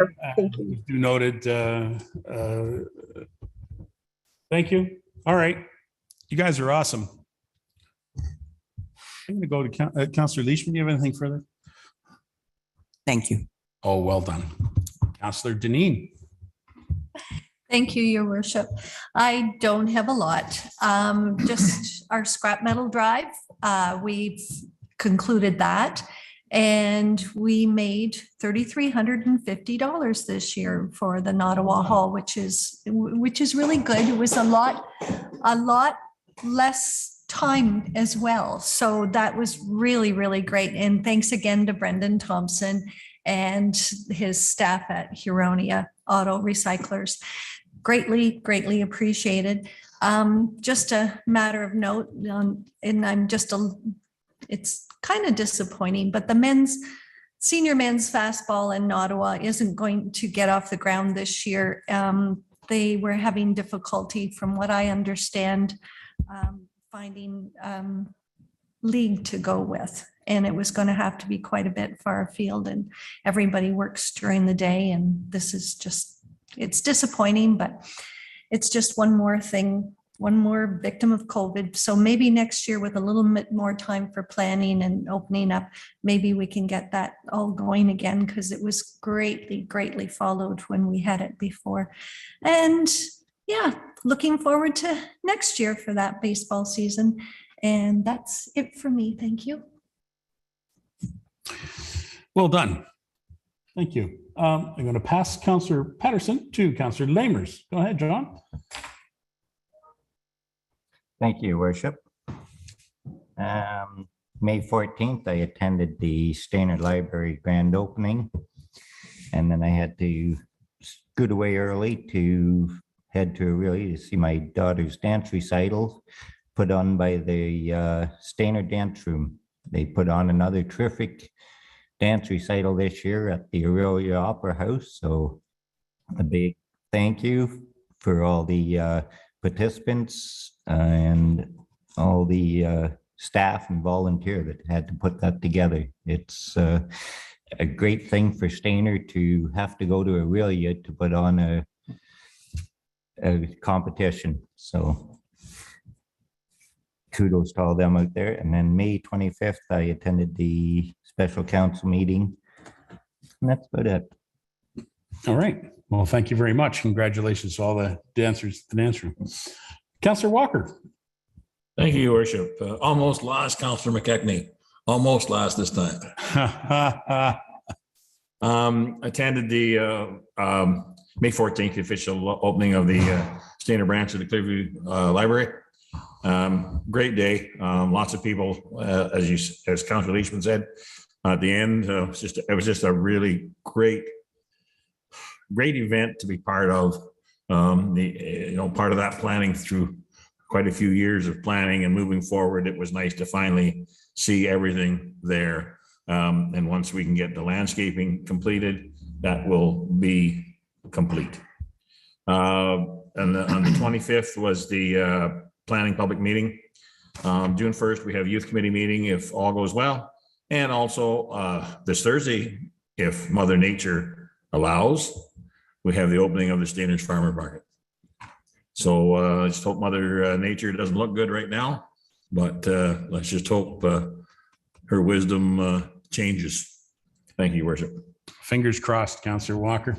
Fingers crossed. It does seem like Thursday nights seem to rain in our community. I'm certain that our agricultural friends appreciate that because then they can count on it. But at the farmers market, music market and park, we don't.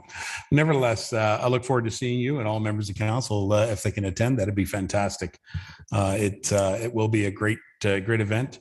If I may, just today, the CAO and I joined our tourism staff at the kickoff of the tourism season at the tourism office with a couple of members of our staff and as well as all the tourism students. And it was a great to see them and great to see their enthusiasm and how they have a lot of events to cover across all of Clearview Township, as well as the farmers markets, both in Stainer and in Creemore.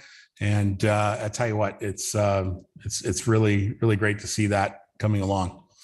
And just to remind, of course, everyone, don't forget that on Thursday also is the provincial election. So we want to remind people to get out and vote. That's what the democracy needs, is people to remember to go and vote. So that's all I have, other than also to mention the library. What a pleasure it was to be at the library opening.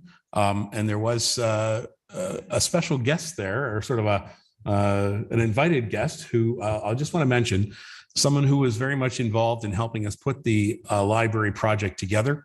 Edward Henley, our former treasurer, was in attendance that day, and it was very nice to see him.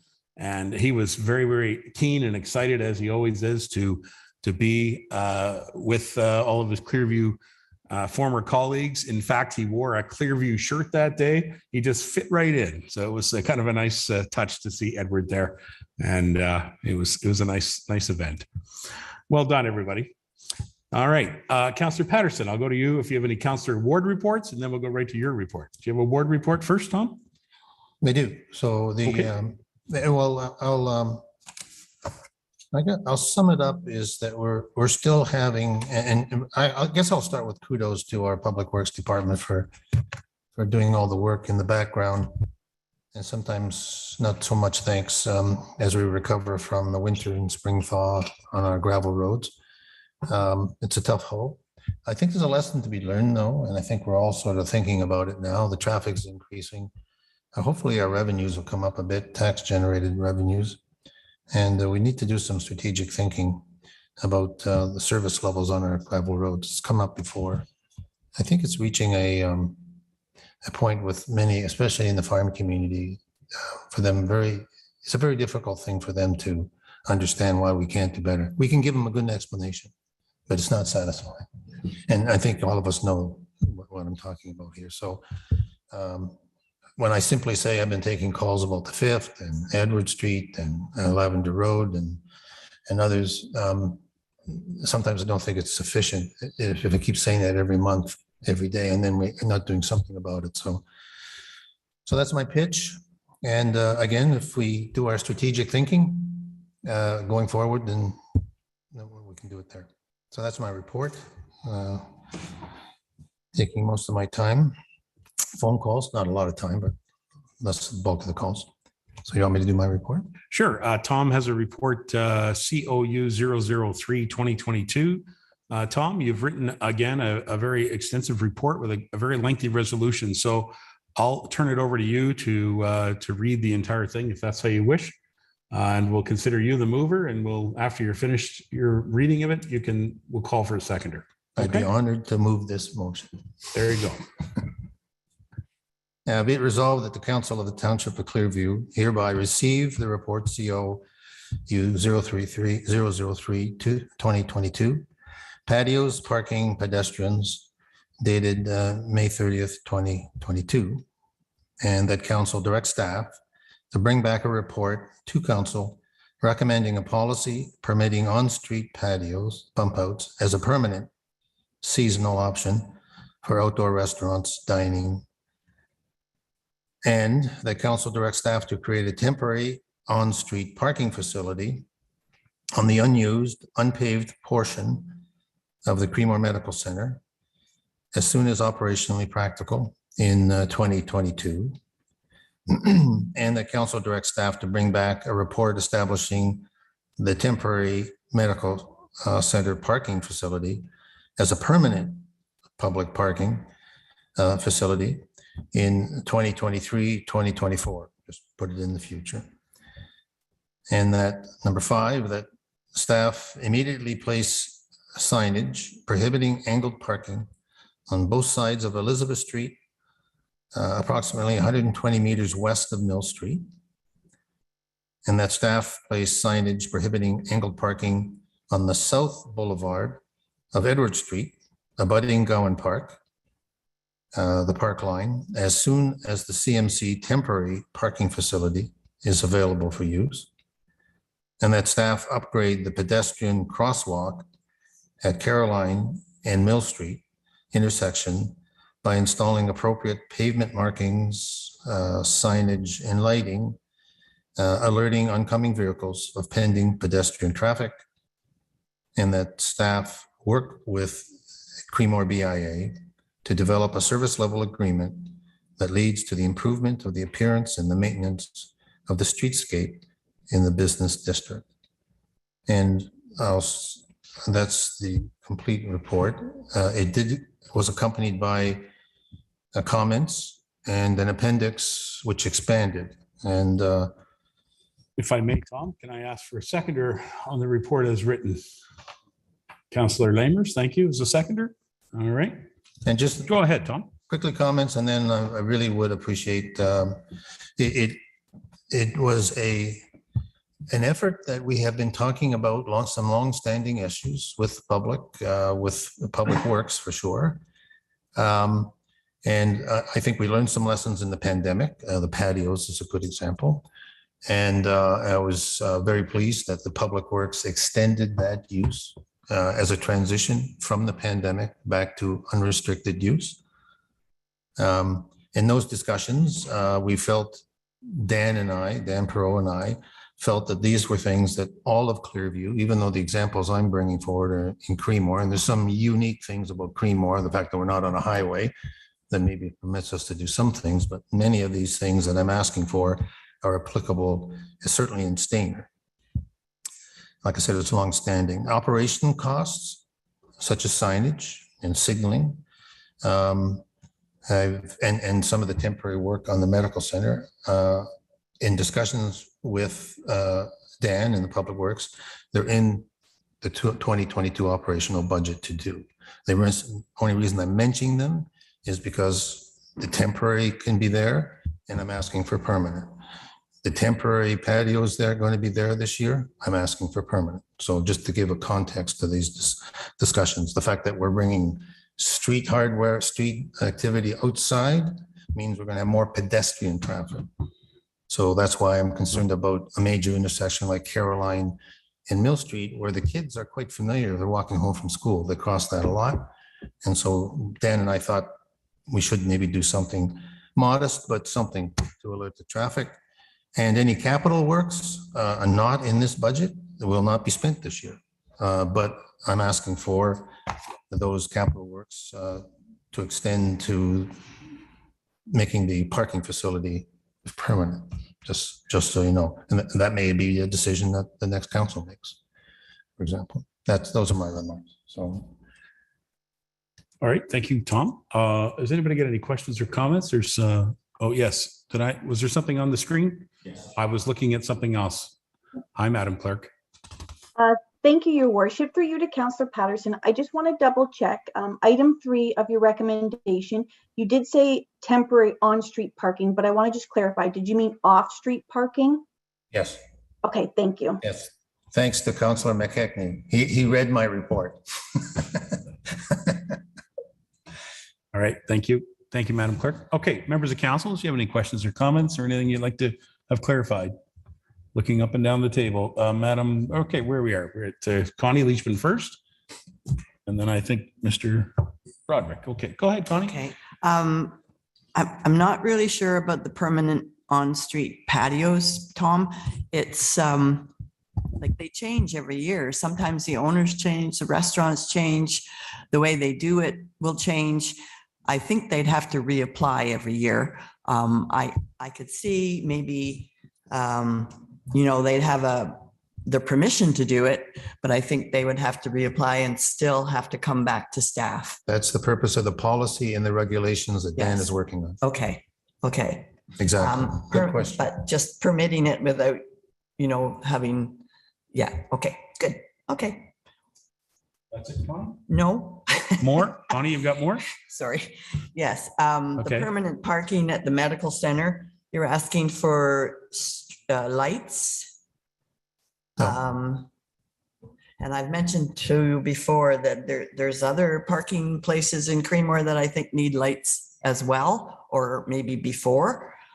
And this is quite an extensive list, and I'm wondering if we could spread it out over 5 or 6 years. I know that sounds like a long time, but I mean, it's up to staff really to decide how long it would take them to even get their head on this.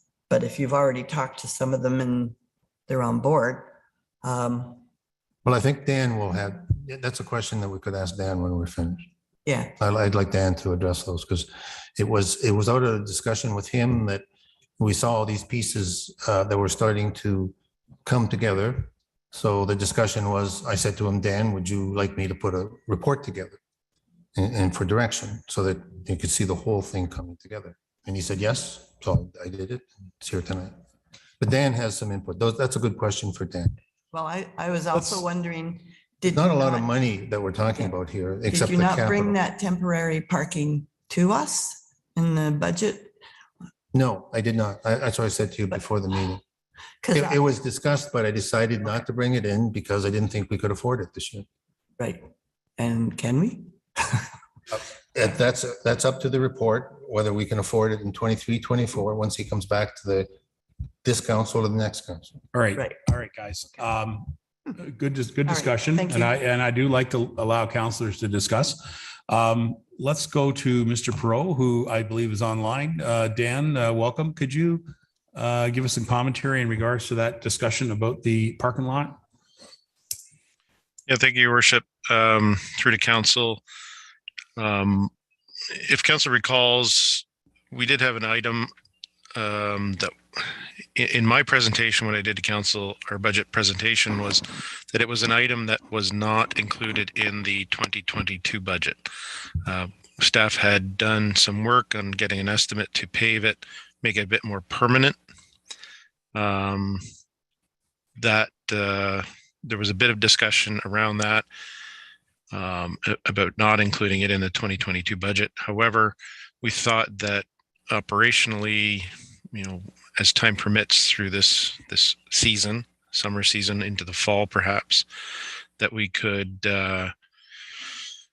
temporarily grade and potentially place some gravel in that parking area, just to make it a bit more stable, but not necessarily permanent. As far as the ultimate works that need to happen there to make it a what I'll call a paved permanent solution would be some drainage works, some road base or parking lot base removal of some earth and asphalt pavement, perhaps some temporary curbing, those types of things. So that is sort of the ultimate solution.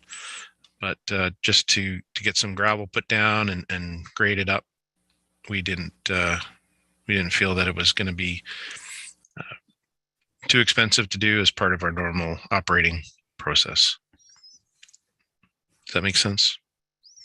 To Councillor Leishman, are you comfortable with that? Yes, that makes sense. Thanks, Dan. Okay. All right. Dan, don't go away because we may have other questions. So I have, are you finished, Councillor Leishman, at this time? Okay, so I have Councillor Broderick, then I have Walker, and I will recognize Deneen as well. So Mr. Broderick. Thank you, Your Worship. Through you to Councillor Patterson, on number 7, the pedestrian crosswalk. To me, it's a little vague, and it just says this is going to be done. We have no. Have you any expectation of costs or what budget that would come into? Yes, go ahead. So again, that's a good illustration when we're talking about the patios and then other things. We thought, and then there was actually a couple complaints we received from people that were on the street that the street was getting busier. And again, I'll note that that's an intersection that used to have a warranted officer. Remember, a crossing guard, and then we took it away. But a lot of the kids are still familiar about walking across that section. So again, discussion with Dan. We thought something modest. We're not talking about a big expense, and I'll let Dan talk to the rest of it. That we probably should put some kind of an alert system, which is a sign, flashing light, that would give some indication to people that are, as they usually do, looking around on Mill Street, that there's a pending pedestrian crossing coming up, and some sense of caution for the pedestrian to say, there's an alert there. You better look yourself before the car comes. And Dan was working on that. I included it in here because I thought there might be questions about the pedestrian traffic if we're doing these other things. So it's just a part of the holistic approach to Mill Street. Dan, if he wants to comment. All right, Councillor, how about we go to Dan? Dan, do you have any comment in regards to this intersection that has been asked by Councillor Broderick, particularly about the question about lighting? Thank you, Your Worship. Through to Council again with regards to this, a pedestrian crosswalk or crossover, could turn into something, big or small. If we want pedestrian activated signal lights, those types of things, then we're talking into getting quotes and some engineering work that needs to happen. So when we I guess we formally paint, I think it was about 2 or 3 years ago, painted just the white lines across at an area where people are known to cross. And if it's just a matter of putting up some pedestrian crossing signs, that again could be operational. So maybe some clarification from council on what they would like to see there. Getting into if they activate a pedestrian activates a button and there's some flashing lights, so you'll see the crosswalks, those formal. That's going to take a bit more engineering and budget money to do that. So maybe some clarification would be helpful for staff to go back and find out exactly what council's looking for there. Okay, so I'd like to interject here, and that is it, because this could become quite a long discussion, particularly about item number 7. Let's just talk about that at this point with members of council, and then we'll get to other items, because I think this could potentially, as the staff indicated, it could be extensive pedestrian activated traffic lights, which could involve hydro and could involve, all kinds of work. So I'd like to get an understanding, Councillor Patterson, while your motion is pretty straightforward, what extensive work are we looking for this intersection? So I'll start with you, Tom, and then we'll go around to talk about. No, that's fair, because then you can see where this thing came from. So we did get some complaints. Dan was prepared to try to do something. And we talked about maybe street markings, paint. And the dilemma that where we were at was just how much do we want to do? Just exactly what we're talking about here.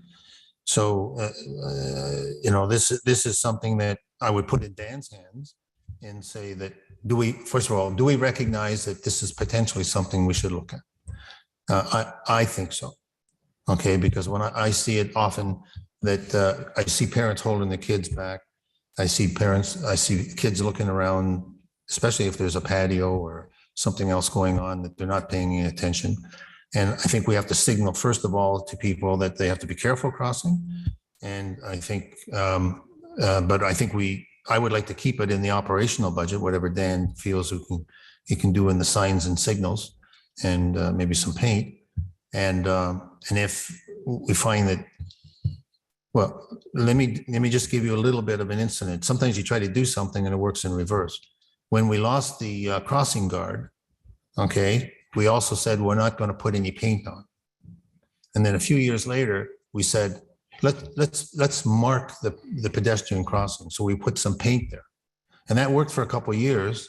But when it got a little bit busier this year, some people take the paint as you're free to walk and they don't look. And so that's the notion. The MTO has big discussions about what a crossover is, what a crosswalk is. And Dan's right. I'm not looking for that right now. I'm looking for just a little bit more caution provided by maybe a signage. Dan's found some good stuff for us in the past. So I guess what I'm saying is go for it within your budget.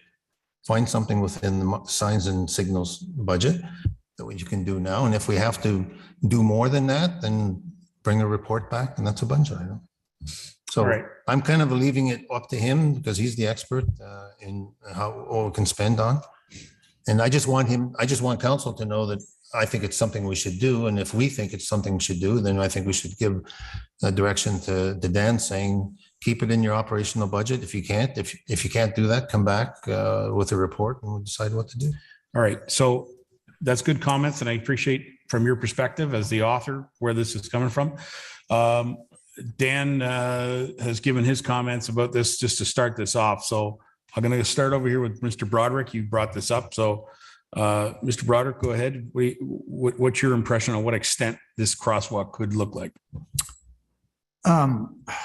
That's not where I was going to go next, but. Okay. Well, I mean, that's where I halted our discussion to talk about what extent this is, because otherwise, if it's more than this council can approve, then we need to send it to staff to get a full update as to what it is. That's what I was going to suggest. Oh, well, there you go. Yeah, okay. Because that's not the way this is written here. And I see Dan is asking, so we'll allow him to interject. Go ahead, Mr. Perot. Yeah, thank you, Your Worship. And maybe just to simplify it, and perhaps I can just intervene here with, if we're looking at just 4 signs, basically signs back to back with just a pedestrian crossing sign and no signals and no lights. And so maybe that, I'll leave it up to the clerk perhaps to maybe have to massage that motion. But if it's just a couple of signs that the council's looking for, we're going to try that for now, and then do that on a trial basis and see if that alerts people to that this is an actual pedestrian crossing. It's something we can do operationally for sure. It's cost of 4 signs and a couple of posts. And then perhaps we use that as a trial basis. And if we get feedback that's not working, then staff can report back on perhaps having to do something more in the future. All right, thank you, So, Dan. If you just stand by, we're gonna go to Counselor Walker next, who's been signaling me a couple times. Yeah, Speaking thank of you, signals, Worship. go ahead. Thank you, Your Worship. Pedestrian crosswalk. If you put the signs just with pedestrians, what are the legal ramifications then with that, even though it's not marked? That's part of my comment. But I think with regards to this whole process, that to help council identify the next steps, we need to find out what are the legal requirements for pedestrian crosswalks. What is the distance vision-wise? What is the parking requirements adjacent to a crosswalk? If we're going to start talking about crosswalks or pedestrian crossings, we need to know the ramifications with regards to parking requirements, sight vision for the driving. All that is there before we can start to decide whether we need to put painting down or whatever. In the past, we put school crossings, we painted the crossings. We did that in Stainer, we did that in Creemore. That was to help with school. But once those school crossings, crossing guards are not there, then that is not a crosswalk. Unfortunately, it was utilized as one by everybody. When Stainer moved the school so that there was no longer, a new school was built, Clearview Meadows, then those crossings were not painted at all. And so many people were upset because the crosswalk was gone, but it wasn't a crosswalk. It was a school crossing only. So I think if we start, even if you paint something across there and put signs, I would be concerned with the legal issues of people assuming the walking public, assuming that that's their walkway, and not paying attention to the automotive industry. So I believe that to help us, I would suggest that we look at the legal requirements for crosswalks, or if there's different types of crosswalks, what are there different legal requirements for those crosswalks? That would help us all understand the process. So that's what I would like to see happen. Thank you. All right, thank you. I think you were speaking what Councillor Broderick was speaking. So let's go to the clerk. Madam Clerk, you had something? Thank you, Your Worship. Through you to the rest of council. If I may interject here, I think maybe a friendly amendment for point number 7 might be amenable to council, where we change the direction for staff to bring a report back to council regarding upgrade to the pedestrian crosswalk, and include at the end of that, and that they outline the legal requirements for crosswalks in that report. I appreciate what you're saying. Tom, you're comfortable with that? Accept that as a friendly. Okay, so we're going to look at that as a friendly amendment, Madam Clerk, if you would, if you can just prepare that information. Go ahead, Tom. Just on this subject too, and where Dan and I think we're thinking modestly, if you like, is we've had a lot of discussions because, Caroline Street West, where we're doing the traffic calming policy pilot, he's given us a lot of good ideas in his traffic calming policy. Like you see a lot of the towns, they have those flexible bollards right in the middle of the street, seasonal, you take it out for the winter. Maybe it's something as simple as that. It's very visible. So that would be better than a light in my because nobody after 6 o'clock, nobody's in Queen. Okay. No, 7 now. All right. So on the discussion for number 7 in the motion as presented, we have it amended friendly from Tom. Is that correct, Madam Clerk? You got that? Thank you, Tom. Master Walker, anything further? You had something? Yeah, I was just going to say, Your Worship, the reason I asked for the legal requirements is the fact that once those requirements are here, they can then be utilized in Stainer on phase 2 and phase 3 for revitalization moves forward. Absolutely. So if I know they're subject to change down the road, but at least it would give us through that discussion process, that information ahead of us when we move forward with that next phase. So that's why I have asked that process take place for Township. Thank you. All right. All right. Thank you, Councillor Walker. I have Councillor Lamers. Did you have something? You flashed me a card a minute ago. Yeah, Dan answered part of that by putting crosswalk signs up for the traffic. But how about stop signs or something for people from walking across, because there's no button or anything to let them know that they're going across? Oh, Dan, what do you got for signage for that would advise people that they're stepping into traffic? I mean, that's a complicated one for Dan. Dan? Yeah.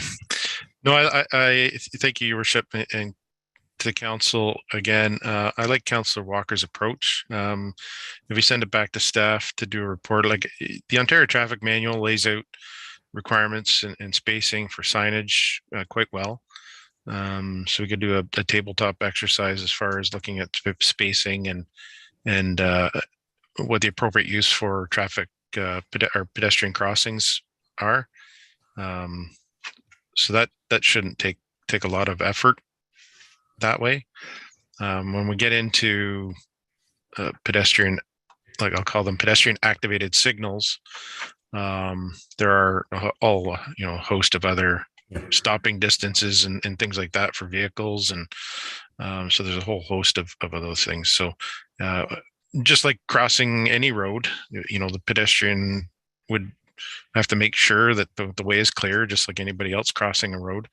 They have to make sure that the way is clear and they have enough time to cross. So, but I like that suggestion as far as sending that back to staff. We can take a look at the Ontario Traffic Manual, report back with what I find as far as the spacing and stopping distance and all those types of things.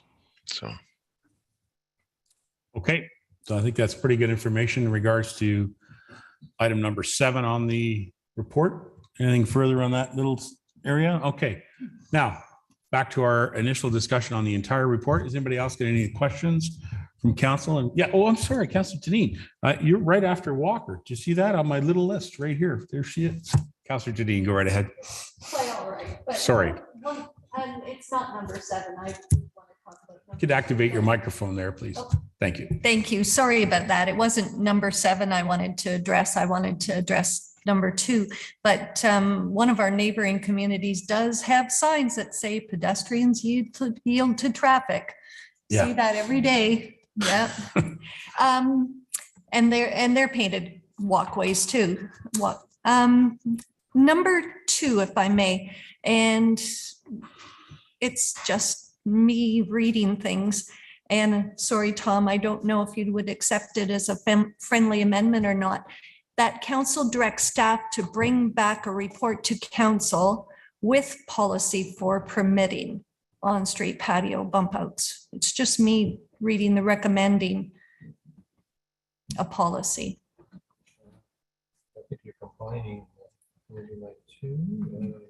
Number 2. No, I understand what you're doing, and I agree with what you're saying. I just thought. You activate your microphone if you're mumbling there. Say it again. If you could activate your microphone, Tom, thank you. Sorry.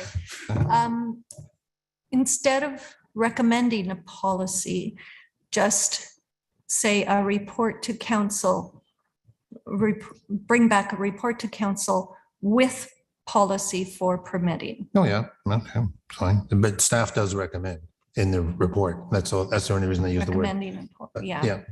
Okay. But I'm happy to accommodate you if you want to take the recommend out. All right. That's it, Councillor Deneen? Yes. All right, thank you. Is anybody else? I don't have anybody else on my list. Councillor Walker, you're back up. Thank you, Worship. But just overall, the patios, parking, pedestrians, when we look at this, I know a majority of this pertains to Creemore, but I think any staff direction that we have could be a little broader for Stainer as well and or Clearview. And I would like to see that if we're going to do the report, then let's move it forward a little, that one step further and incorporate Stainer especially moving forward, because again, we're going into phase 2, phase 3. So again, some of this might help us with those next steps as we're moving forward with the bump outs and the patios and crosswalks, et cetera, et cetera. That's all my comments. Thank you, Your Worship. All right, that's good advice. Perhaps through the CAO staff can take that advice. That'd be great. It's written in my report. It's not, it's, yep. So It is, there are some commentary in the report, but it's No, not I'm just agreeing directed in with the you. motion. that's the intent. Yeah. It's not, it's a clear view policy. Yeah. I'm just using Creemore examples. Okay. Is there anybody else? I'm going to take a crack at a couple items, and if I can, if there's nobody else to speak. I'd like to speak about items 3 and 4 in regards to the Creemore Medical Center. A couple things that Dan indicated. Dan, you indicated that you thought we could put some gravel there and straighten it up a little bit and pack it down and sort of expand that area. Well, that's a great idea. My concern is that the purpose of the parking lot is to serve the Creemore Medical Center, and the Creemore Medical Center has doctors who are actually leasing space from us as the township. It's our township-owned building. So I want to make sure through the CAO's office that the leases with the doctors and or medical people that are using that facility, that they're not impacted by the use of the parking lot beyond what they expect it to be used for. I mean, they're the businesses, a doctor's office is a business, that are leasing space from the township of Clearview, and the parking is part of it. And it's in the lease, I believe, that there's commentary about we would provide the snow removal, et cetera, et cetera. But I'm just concerned whether, first of all, whether it by adding more and more parking that's not associated with the medical center, whether that's going to impact their customers, patients who are using that facility. So I think we need to have a little better understanding what that relationship would be and how we would dedicate this in future parking lot to be a municipal parking lot instead of a medical center parking lot. And whether that transition is something that's not going to interfere with our contracts and agreements we have. Yeah. First of all, Dan, do you have any comment on that? I know that, it's our staff that do some of their snow removal there and through contract. I know it's part of the medical center agreements. Have you got any comment on that? Thank you, Your Worship. Unfortunately, no, I do not. It's certainly something we can find out. I haven't been in contact or involved with the medical center. So yeah, maybe between the CAO and perhaps Mr. Vachon has some insight on that. But as far as I know, I don't know what the situation is there. Okay, I didn't think you did, but I wanted just to check first. I know through the CAO's office, those contracts did appear from the clerk's office a couple of years ago. They were all renewed, and I haven't looked at them personally since that date, so I don't have them in front of me. But I'm just thinking that we need to consider the fact that the lessees are using that facility, and whether, us moving it into a municipal facility, as in a publicly accessible municipal facility, whether we're going to be interfering with their contracts. So I think we should investigate that just as a step. The other point about it, if I may, and that is about the accessibility of the parking lot. That particular facility, the Accessibility Advisory Committee took an awful lot of beating, to be fair, in regards to how that was renovated. And much of the accessibility issues are on the north side of the building of the Creemore Medical Center. And that's where those that have mobility issues access facility. Certainly the parking lot on the south side does not have that same kind of issue. It's generally flat. But when you add gravel, it does become an issue for persons with a chair or et cetera. They can get, frankly, hung up in the gravel. So we want to make sure that we're not interfering with that or causing any mobility issues. And if we repack the parking lot, it would need to be super packed down, I would suggest, Limestone screenings. Yeah, the screenings, et cetera, to make sure that it's suitable for persons that, would be using the medical facility. So that's my suggestion. I don't know if anybody from staff would like to comment on that, or Dan, have you ever taken that into consideration, a gravel parking lot with accessibility issues? Thank you, Worship. From what I recall, seeing the parking lot, which is not in great shape, the asphalt portion of it's not in great shape, but there are some accessible stalls in the asphalt portion that's existing. So the plan would be, in the future, if council does approve a budget in the future to repave it, we'd probably repave the whole thing. Yeah. Again, depending on, the lease arrangements and whatnot. So there were no plans on expanding the accessible parking into the gravel section. Just leaving what's there as that asphalt that's there now. Yeah, I agree completely. I just wanted to make sure that it's mentioned at this meeting that we talked about that, because it's these are the type of things that pop up at that particular facility and this type of conversation. Yes, Councillor Walker, I have other items, but I'll go to you first. Your worship, just with regards to that, we're talking about the medical center and their parking, but if we create that into a municipal parking lot or a temporary parking lot, those that with accessible issues are still going to have a problem with gravel. Yeah. So at some point we need to look at that whole issue there, because if they're not going to park in the medical center part, they're going to park on the flat gravel. But if you've got a wheelchair or a scooter, then you're still going to get hung up with the limestone, with the gravel. So that is something that needs to be looked at when we move forward with this whole program.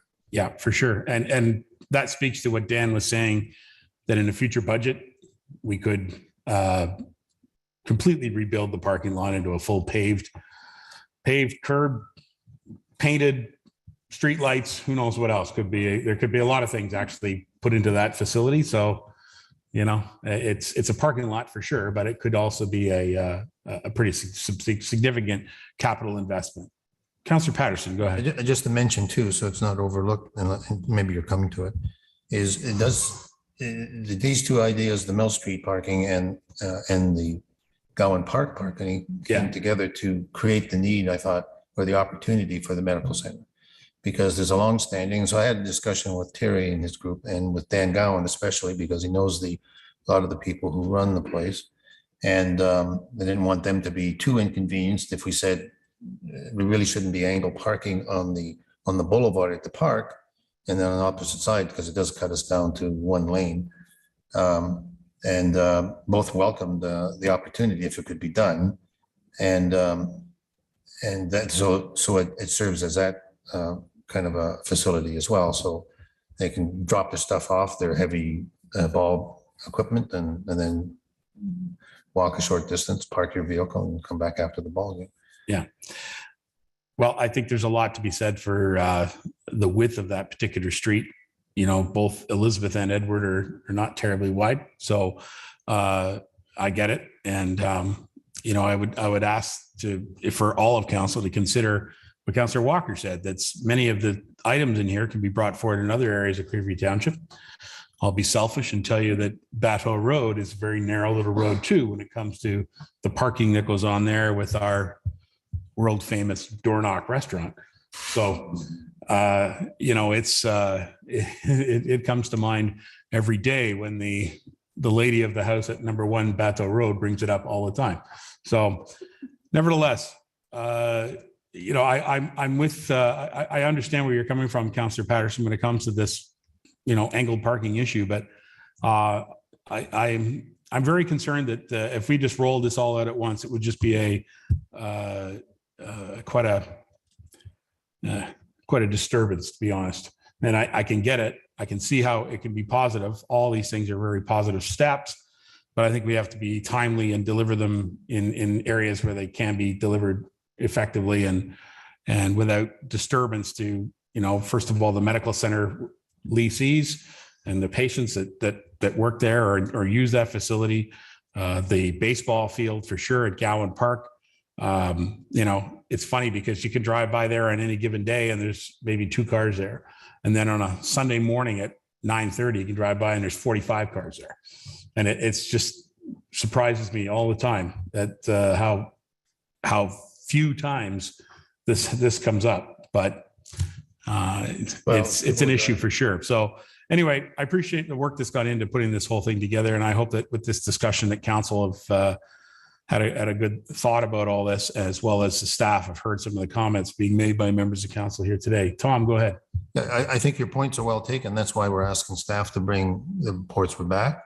And once we have some concrete suggestions, then I think some of these points, council will have a decision. Right now, we're just directing staff to take notice. My concern is that this council recognizes that these are things that should be done. Okay, that could be done other areas too, and that we should have policies when we do that and framework. And so, and my discussions with staff have always been, if council gives us a direction, because they recognize it's an issue. It's not that they've been delinquent in doing them. It's just that things our town is growing up. More people are coming here, more use. We should be happy with that. And, but we have to keep up. So there's more cars on the road than there's ever been in our township.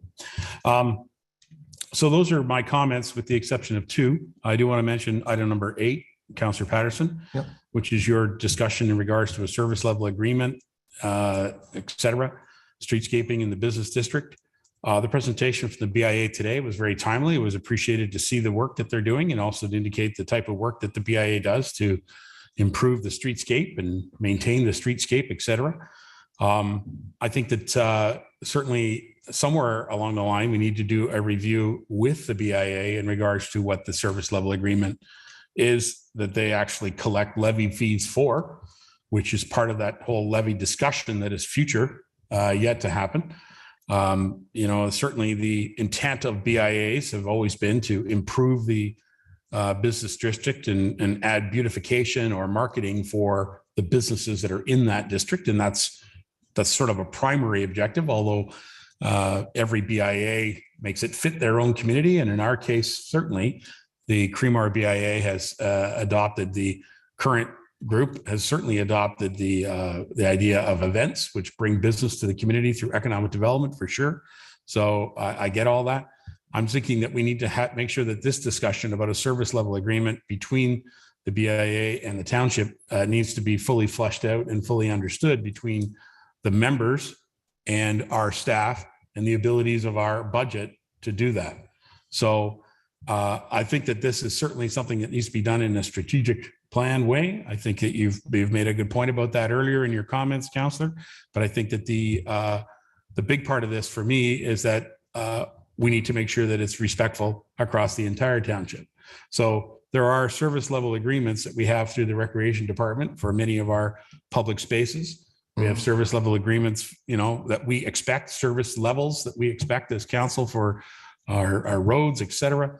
We have to have a discussion about all of these things. And so I'm encouraged that this is on this report, Councillor, but I would say that this is not to be focused only on the BIA. No. That this issue, as was brought up by Councillor Walker, is important to me and important to all sort of corners of Clearview Township. And so this is a bigger issue.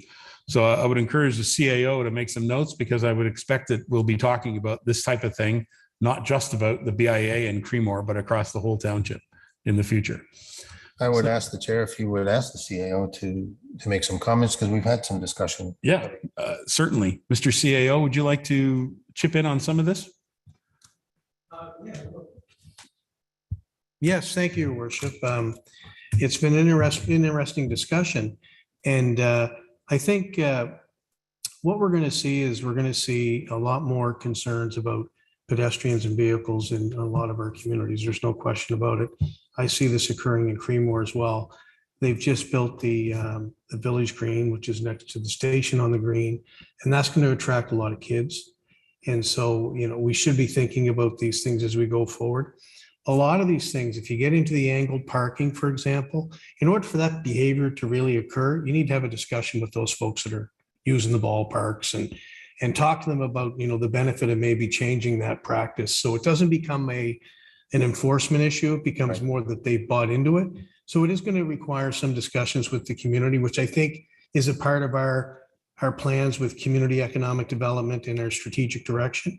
And to have those discussions. The same thing with the BIA or Chambers of Commerce or any organization that we're in some partnership with. The BIAs are a little more formal with respect to our municipality. And so if they want to take a look at potential increases in their levies and what does that mean for us and potential trade-offs, I'm more than willing and happy to have a discussion with them that leads to a service level arrangement. We sometimes don't necessarily need a formal agreement, in the sense if we can come to a rationale that, let's say, for example, the municipality is prepared to do this. Are you prepared to do that? And we can maybe make that work. Ultimately, that would be our approach. Some of these things we will be capturing in our approach with consulting with the community. So I think it'll come back and we'll have some solutions there. So ultimately, I guess my response is that we intend to have a discussion in any event to see if we can improve the area. And I see these things coming up. Okay, Councillor, nothing further? I have one comment then from the CAO's comments right there, and that is Councillor Patterson, where it says item number 5, that staff immediately place signs prohibiting angled parking. I would suggest to you that we should remove immediately, because consultation with the user groups would be critical for the success of this. So immediately would indicate that we're going to immediately place and then immediately do enforcement. So I don't think that we need to, so I'm suggesting to you that by having immediately placed signs prohibiting angled parking, on both either Elizabeth and or Gowan Street, Gowan right by the park, boy, that would be a heyday for our enforcement opportunities. Councillor, microphone, please. Thank you. No, it's not. It's very clearly recognizing that we've had a problem for 2 or 3 years. The residents have been complaining. Yes. In great numbers. Okay. And actually, if it wasn't for the pandemic, I'm sure Dan would have had the signs up a couple of years ago. It's boiling over now in terms of everyone's kind of rushing outdoors, and we've been watching it. That the word immediately was really in response to people urging us to do something about it. And it's only for the abuse is coming from about 120 kilometers, 5 or 6 homes west.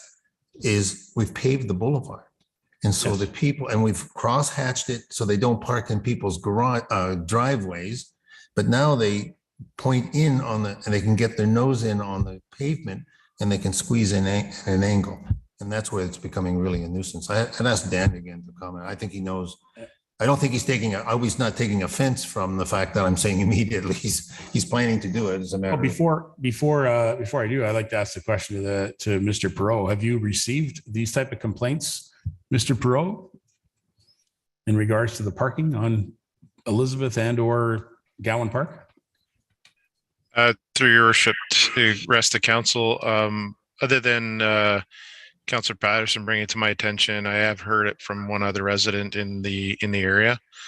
I came on camera just to caution council again with the immediately, and as we're talking about it and thinking about it, a lot of it comes down to enforcement as well. To enforce that, I would need to review with the clerk and our bylaw officer if angled parking is a prohibited parking infraction in our parking bylaw. So that's something that we'll review as well, because you know as well as I do, if it's not in our parking, if it's not enforced, then people are just going to continue to do it. So that'd be something that I'd have to review. Very well. So would a friendly amendment for item number 5 be in order? I was going to suggest microphone again, please. Please turn on your microphone so people get home can hear you. I was going to suggest as soon as possible, if it takes away the what it sounds like is irrational. I mean, it is something that's a continuing complaint, and we're in the high season. Okay, so I don't think we need to say bring back a report. I think we know what needs to be done. I think, if I may, through the CAO, if the wording said that staff place signage prohibiting, that would be enough to say that it would be actionable upon the completion, that staff are confident that the work can be done. I'm friendly tonight. I mean, Thank you, Worship. usually if the motion's written in a certain way and we're directed to do it, we'll follow that motion. So if we're, discussing this a little bit further and it's something that you want us to check into a couple of things, we want to get to it as soon as we can, but it's not necessarily immediately being directed to be placed there, is how I'm interpreting that. So maybe a slight deviation from that motion, just to make it clear, because if it stays immediate, we're going to walk out of here and we're going to put signs up immediately. Right. And I think that's the, Well, there would be some that would appreciate that, but always with respect to the staff, as soon as possible, gets good results. So I would suggest to you that the staff are very reactive to council's wishes. And so as soon as possible is a comfortable position for staff, but I would also caution that they would only react if it's legally bound to do it. So if the staff come back and tell us that they cannot, then they're not going to. If they're going to be illegal based on other legislation, right? We've done it already on Caroline Street. Sure we have. Yeah, no, I agree. We don't say angle parking, we say parallel parking only. Yeah. Madam Clerk, do you got a recommendation? I see your card. I thought you were supposed to have a yellow card, by the way, instead of your green yes card. You're getting to vote with the yes card. You know that. Thank you, Your Worship. I forgot my yellow card at my office. Okay. My apologies. Just to reiterate what our Deputy Director of Public Works said, if we find that we need to make an amendment to our parking lot bylaw to change that to angled parking, we would, and then we would just provide a bylaw explanatory note relating it back to this motion as to why we're bringing that forward to council. So we'd make sure legally that we were following all of our procedures under our parking bylaw, if that was required. So can I ask them that maybe in item 9 that council or that staff bring back bylaws for a future meeting to meet any legislative requirements of the motion? Madam Clerk, does that sound right? Through Your Worship, you're more than welcome to add that as amendment, but we will be doing that anyways, just to make sure we dot our I's and cross our T's. But if you'd like to formally recognize that, I can put it as item number 9. Well, I'll ask the mover and seconder. Mover and seconder, are you comfortable with item 9 being that the staff will bring back any bylaws to meet the legislative requirements of this motion? Of course, sure. Seconder, That's good? the way we do business. Of course, that's how we do business. It's not written. I just thought we'd ask. Madam Clerk, you record that as number 9. Thank you. Anybody else with any other further? I got a lot of things that I want to say here. We're all good? Okay. The last thing I want to do is more of a procedural thing, and that is Councillor McKechnie. You brought it up in the earlier debate about notice. I was not informed that this was even being worked on until it appeared on the agenda review with the clerk. Members of our senior staff were certainly aware of it. The CAO was aware of it, and our clerk was aware of it when the councillor presented it on here. And so as the mayor, I wasn't even aware of it. Much like you just brought up a point about Councillor Leishman's comments. So I was as surprised as perhaps 4 to 5 other members on this council that this full report even arrived. So let's just show you how the procedures sometimes work and sometimes they don't. Members of council, anything further? I'm prepared to call the motion. How are we doing? Nothing further? It's been a good discussion. No? Members of council, I'm prepared to call the motion. All those in favor? And that carries. Thank you very much. Thank you, Council. All right, we finished our ward review. Remember our former CAO mentioned to us that the ward review usually takes the longest in all of our council meetings. Remember he used to say that? He did used to say that, just saying. He did. Yeah. Item 12, department reports and bylaws, community services. Okay, this is 121 Mary Street. Council, recommendation be it resolved that Council of the Township of Clearview hereby 1, receive report CS 011-2022. It's a site plan approval regarding 121 Mary Street in Creemore dated May 30, 2022. And item 2, that bylaw 2236, authorizing the mayor and clerk to execute the site plan agreement with The Bricks, owner of 121 Mary Street, Creemore, be presented to council for approval. And that the site plan showing 72-unit residential apartment building owned by The Bricks, as illustrated in A100 site plan, by ISM Architects, Inc., January 24, 2020, revised on February 10, 2022, and revised again on February 18, 2022, be presented to council for approval. Can I have a mover and seconder on this motion? Mr. Broderick, Mr. Patterson, any questions? I see Rosalind is there. Anybody have got any questions? Hello, Rosalind. Anything you want to add? Good evening, Mayor and Council. No, I think you've got my report and the draft agreement. I'm here for questions. Thank you. Thank you very much. Councillor Patterson and then Councillor Walker. Go ahead. So somewhere along the line, I read that this was, I know this was started in 2005. Yeah, it goes back. It does. So there are some of the, I'm just going to go over some old things that I think are still in the draft plan that still exist. They survived the purchase, and just wanted to get some clarification from Rosalind if I could.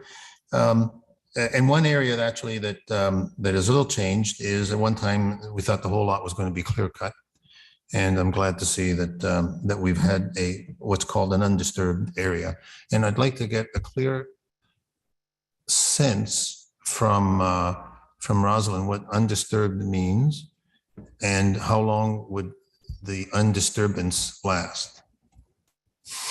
Councillor, if she can, I know she's projecting a little. I'm projecting a little bit. But okay, Councillor Patterson, we're asking for an interpretation of undisturbed from the planning department. Go ahead.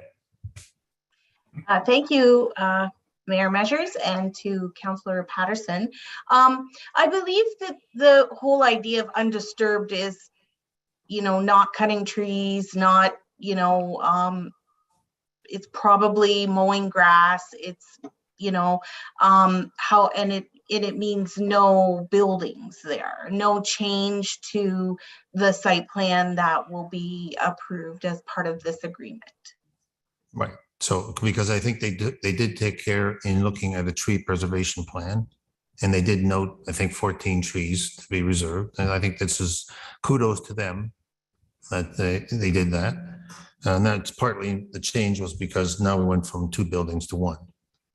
So that can be, and I'm sure with the kind of quality I'm thinking we'll see with bricks that they will maintain it and, scrub up some of the brush that's out there and that sort of thing. So that was my understanding. The landscape, in the landscape plans, there was discussion always recognizing that there would be internal parking, and some of the parking, the car headlights would be pointing towards the existing homes, and that there would be some kind of fencing or some kind of obstruction to block. And that, I think that is still in the old draft plan. And you're shaking your head, yes. If I may just go through a couple of these. Nighttime lighting subdued. And let's see, Edward Street, we're going to get the final urbanization as a result of this on the curbs and gutters. Or what's the extent of urbanization on Edward Street and on Mary Street? Right. So if I might, there is a bit of a combination happening because as council's aware, there's a lot of work going to be happening in Creemore. And so in some capacities, the township is actually taking cash in lieu of some of the work that we would have normally had done. But rest assured, there will be, curbing and sidewalks and so on in the places that need to occur for this to function. I noticed that there's some staking on Mary Street. Is that separate from what's happening on this, or I don't know, maybe the Public Works might be able to answer that in a minute. The other thing that was a concern with one of the plans that I think was resolved was at one time they were going to have shallow retention basins, if you like, to collect groundwater and surface water. And I think that's been done away with this stormwater management plan. I don't see any indication on the current site plan that says shallow retention ponds to return the groundwater, surface water to the groundwater. So this would be not maybe on the site plan, but do you mean work within the actual parking lot? No, with probably in what's now described as the undisturbed portion. You're correct. There's nothing outside of, say, the paved areas that wouldn't, that like it's just going to retain that water. And the last point I will make is a suggestion. I know this company, MDM, is very accommodating to the community. And in fact, we've actually had a meeting on site with them, very accommodating. And I know that in the past, they've been willing to take comments from the neighborhood. This is a little bit unusual. We're not in a subdivision where there's a lot of land it's in the middle of a neighborhood adjacent to a park. And I would make the suggestion, and I think they would accept it, if they had a point of contact that people could call if they, for some reason, were bothered by something. My sense is this company would respond to that well. Okay, I actually have a name, but I don't want to suggest that he would be unless we asked them formally. So would you do that? Yes, certainly. I can definitely ask the people that I've been in contact with, and I can certainly forward that information. Those are my comments. All right. I saw Mike Ron jumped in. Mike, did you have something you wanted to say in regard to that groundwater commentation there that was happening? Thank you, Your Worship. To Councillor Patterson. There was at one time for that site a proposal to try to make it more green. That was not, it was not an accepted proposal. More about Councillor Patterson's question about the markings on the street. So that street's going to have construction on it. That development, MDM development we're talking about right now, requires a new water main in order to service it. The water main that's in the ground now is not large enough to accommodate it. So they have to put the water main in this year. But when we do the drainage study and the upgrade on Mary Street, the East Creemore drain, there's a large outlet that goes down that street, and we won't be able to do that until next year. So there's going to be water main construction this year, and then the full urbanization with the accommodating drain and potentially a force main. From Creemore Springs, it's an option that we've been looking at to possibly pre-treat the sewage.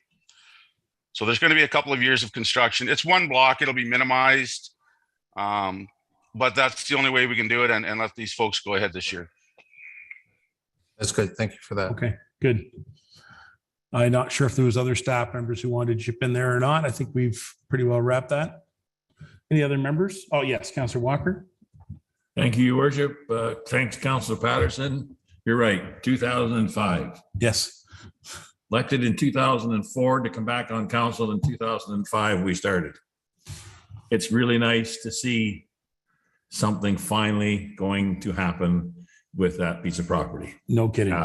Kudos to whoever and all those involved, but it's nice to finally see something taking place. Thank you.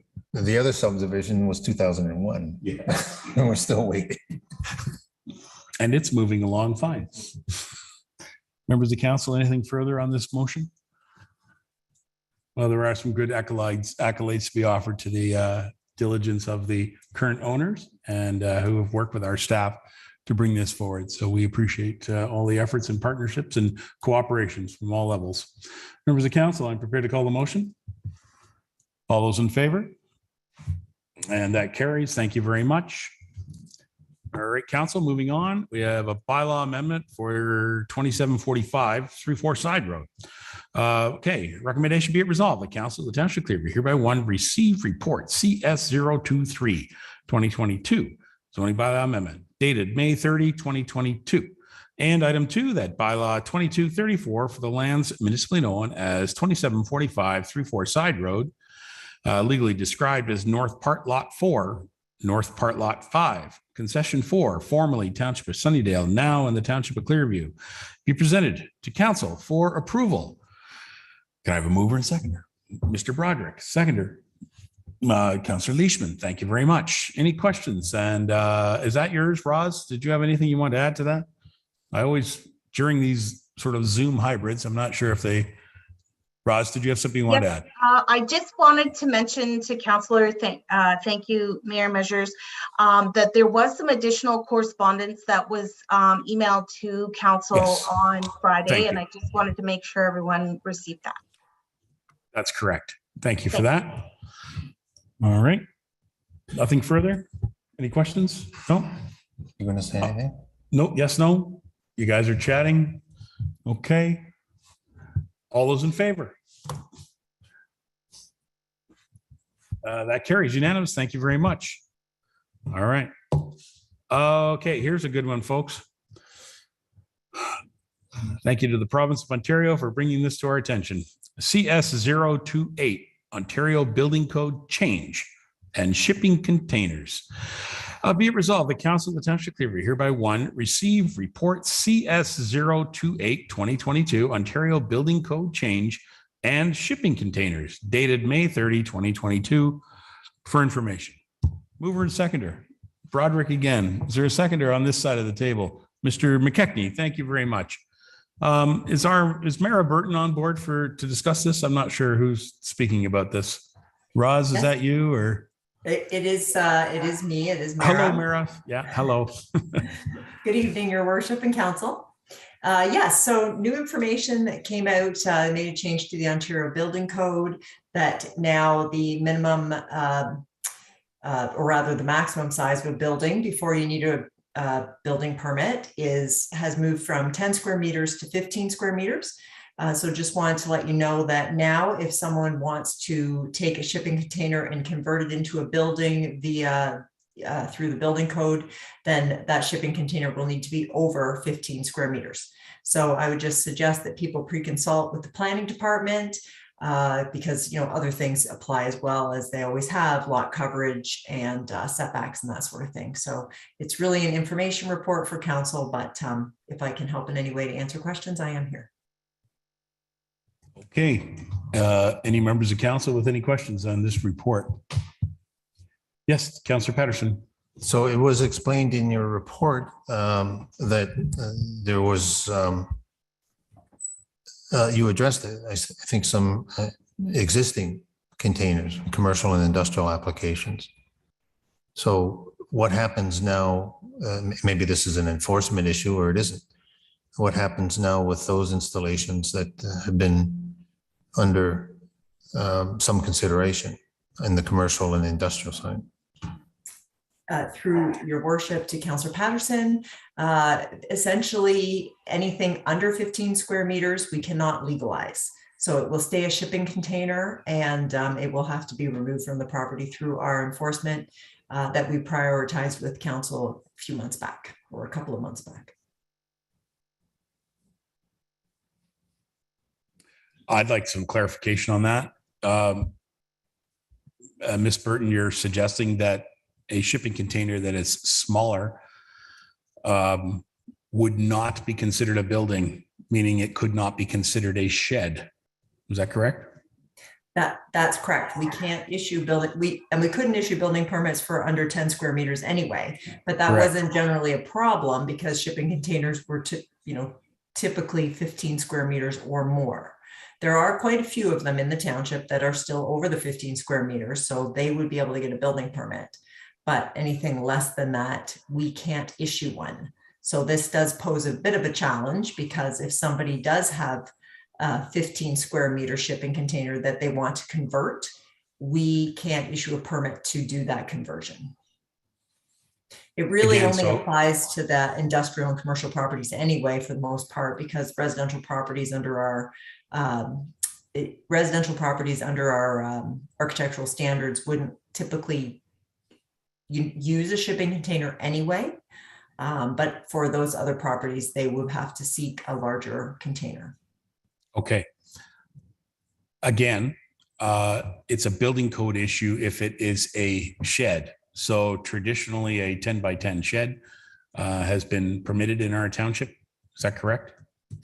Yeah, that's right. So under the Ontario Building Code, anything 10 square meters or less doesn't require a building permit, which is about 108 square feet, 107, 108 square feet.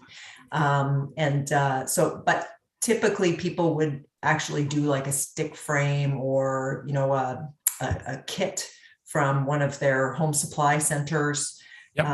They haven't traditionally used shipping container that size because it hasn't been a traditional shipping container size in the past. Right. So again, for clarity, if it's a shipping container, it is something that is a temporary structure, and or it's actually a container. It's not even a structure. It's a container meant for transporting and moving goods and services or whatever. But the point is that converting them and using them as a shed, even though they are smaller than a shed, is not permitted. Well, we can't issue the permit for it. So it kind of puts us in a bit of a bind. Right. Well, I look at it, it's that you don't need a permit for a 10 by 10 shed. You do have to meet the setbacks and or easement setbacks, but you do not need a permit for a 10 by 10 shed that I can buy from Home Depot, correct? That's correct. And now that has moved to 15 square meters. Right. Under the Ontario Building Code. The province has increased it.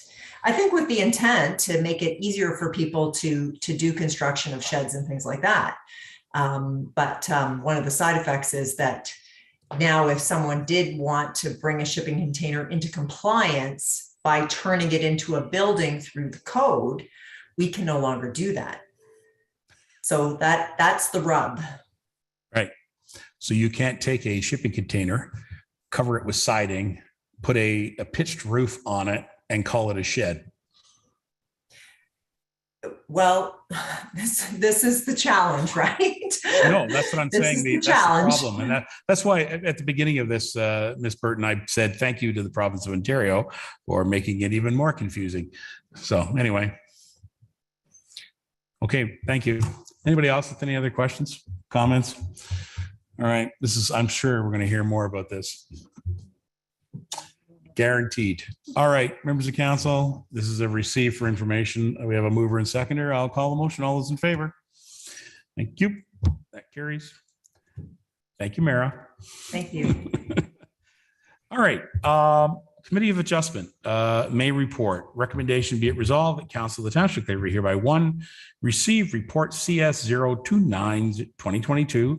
It's the May report from the Committee of Adjustment dated May 30, 2022 for information. This is a motion to receive this report. Mover, Councillor Walkers, Councillor Lamers, thank you.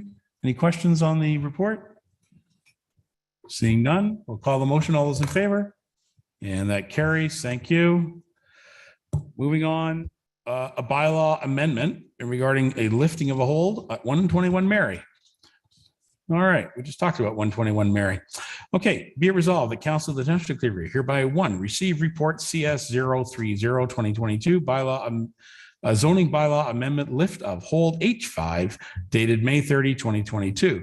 And item 2, the bylaw 22-37 to lift the hold H5 symbol for the lands municipally known as 121 Mary Street, Creemore, illegally described as Part Lot 33, Plan 315, Registered Plan 51R5173, Part 1, formerly of the Village of Creemore, now in the Township of Clearview, be presented to Council for approval.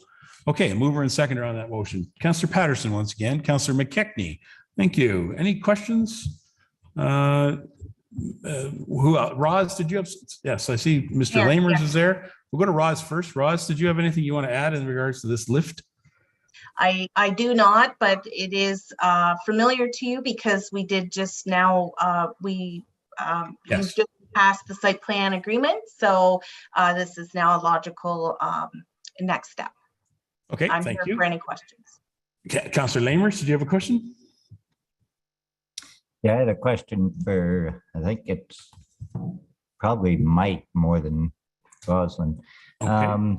Now that we've approved this, how far can they go with the water and sewer? Is there capacity now, or are we still looking at a couple of years? Is Mike on board for that, or is that for you, Roz? I think I Mike did might be joining us. I think Mike's joining. Okay. Thank you, Roz. Hello, Mike. Hello again. Yes, hello again. To answer Councillor Lamer's questions to the chair, the staff brought a report to council in October of 2021. It was included a capacity memo from RJ Burnside. Council will recall that memo said based on the testing of the new membranes, we had approximately 108, well, not approximately, the memo said we had 108 units of capacity. Now that's capacity based on a single detached equivalent. So that's 1 unit of capacity would suit, 1 family home or 0.6 2-bedroom apartments. So there's enough capacity for them to build their 72 units along with some of the other smaller projects in Creemore. Right, thank you. All right. Thank you very much, Mike. Thank you, Councillor Lamers. Anything further? Thank you. Is anybody else anything further? All right. I've got a motion in front of me and I have a mover and seconder. I'll call the motion. All those in favor? And that carries unanimous again. Thank you. All right, council, we're going to move to bylaw enforcement. This is BL 001 2022 in regards to the new farm, which is an application for a special event license. I think we've heard about this in the past. We'll hear what this report is. Be it resolved that council of the Township of Clearview hereby 1, receive report BL 001 2022 in regards to the new farm application for a special event license dated May 30, 2022. Item 2, approve the application for New Farm Inc.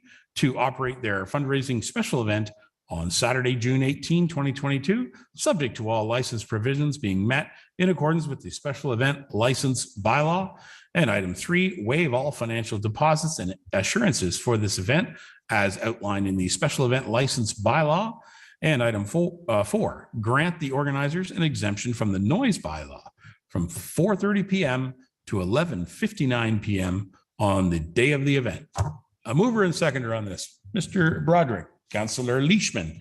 And I think, if I'm not mistaken, is the clerk available or Joe? I'm not sure. Is Joe available?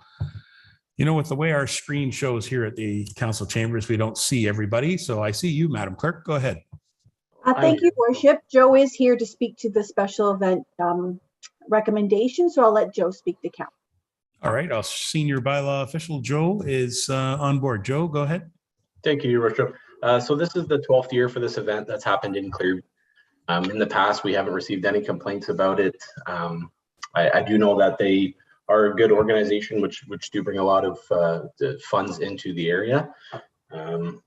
Yeah. I mean, like I said, there's been no complaints, so I think it's good.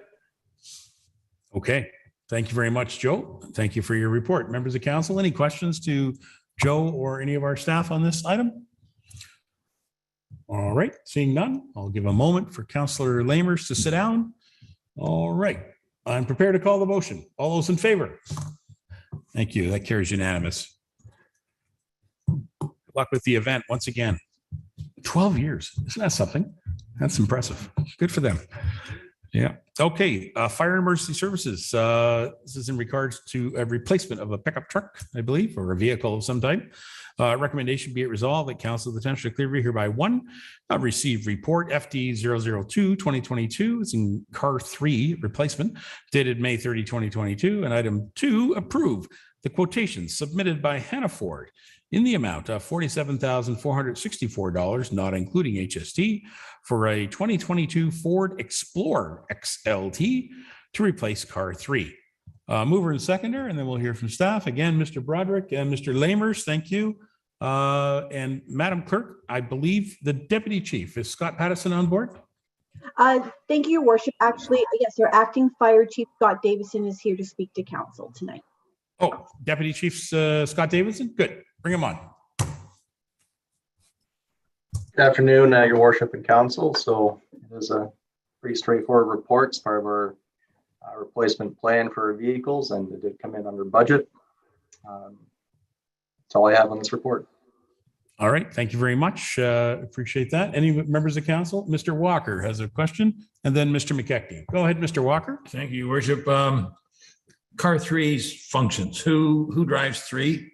And what is the purpose for the replacement at this time?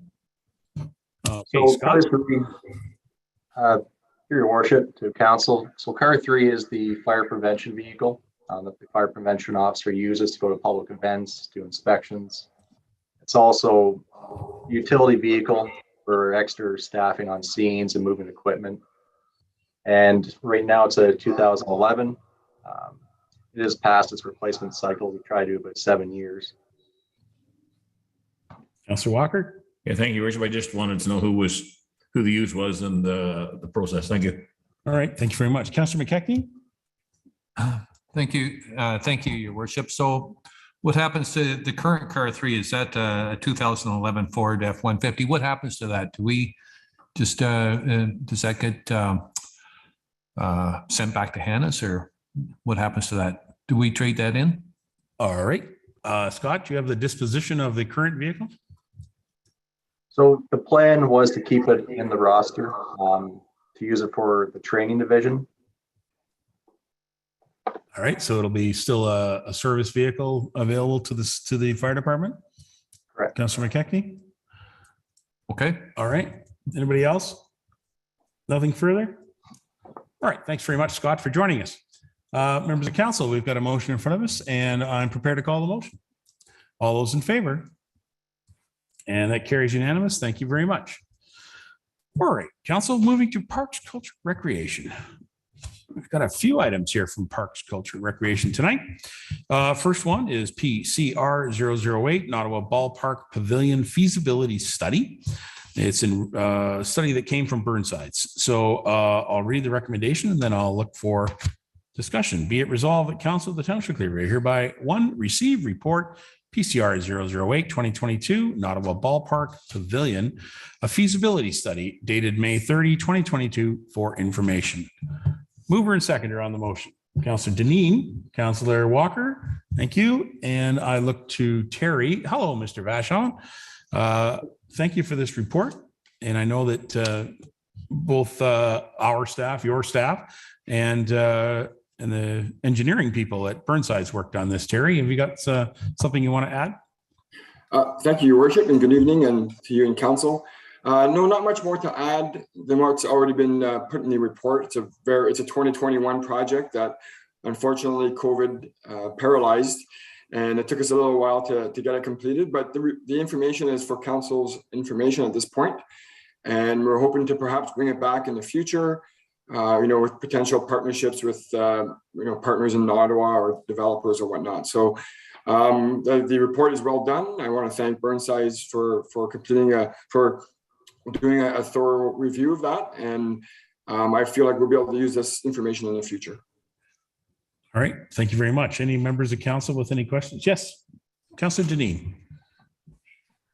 I just want to say thank you very much for bringing this report back. And as Terry and the CAO and the mayor all know, when we got together, it's still, I still can't wrap my head around how much everything costs, Terry?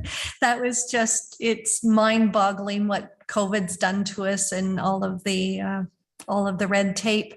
I just wanted to make a note, Terry, as well, in the Burnside report, the feasibility study. We're not located adjacent to the Battle River. It's the Pretty River.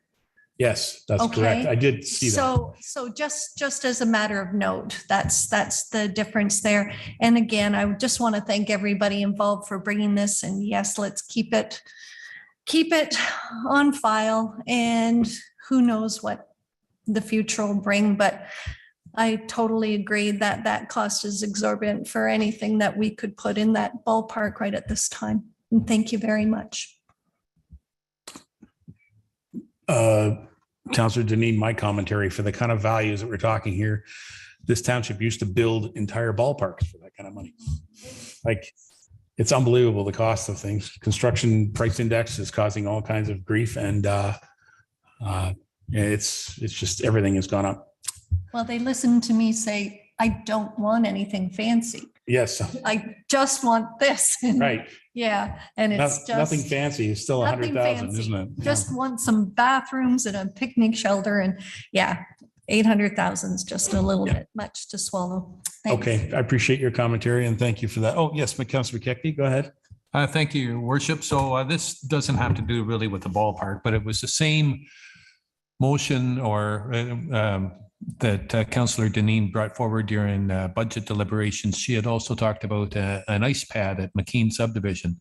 So have staff been working on doing a feasibility study for that, or is that sort of dropped by the wayside? To be honest, I'd forgotten about it until you just mentioned it. Councillor, let's go to Terry. Terry, have you thought about that? Through you, Your Worship, to Councilor McKechnie, no, it's not a project that we have been working on. I think it was mentioned somewhat by Councilor Deneen during budget deliberations, but there was no direction provided by council to move that forward. Okay, thank you. Fair enough. Councilor Deneen's got a question on her face. Okay, here we go. Councilor Deneen.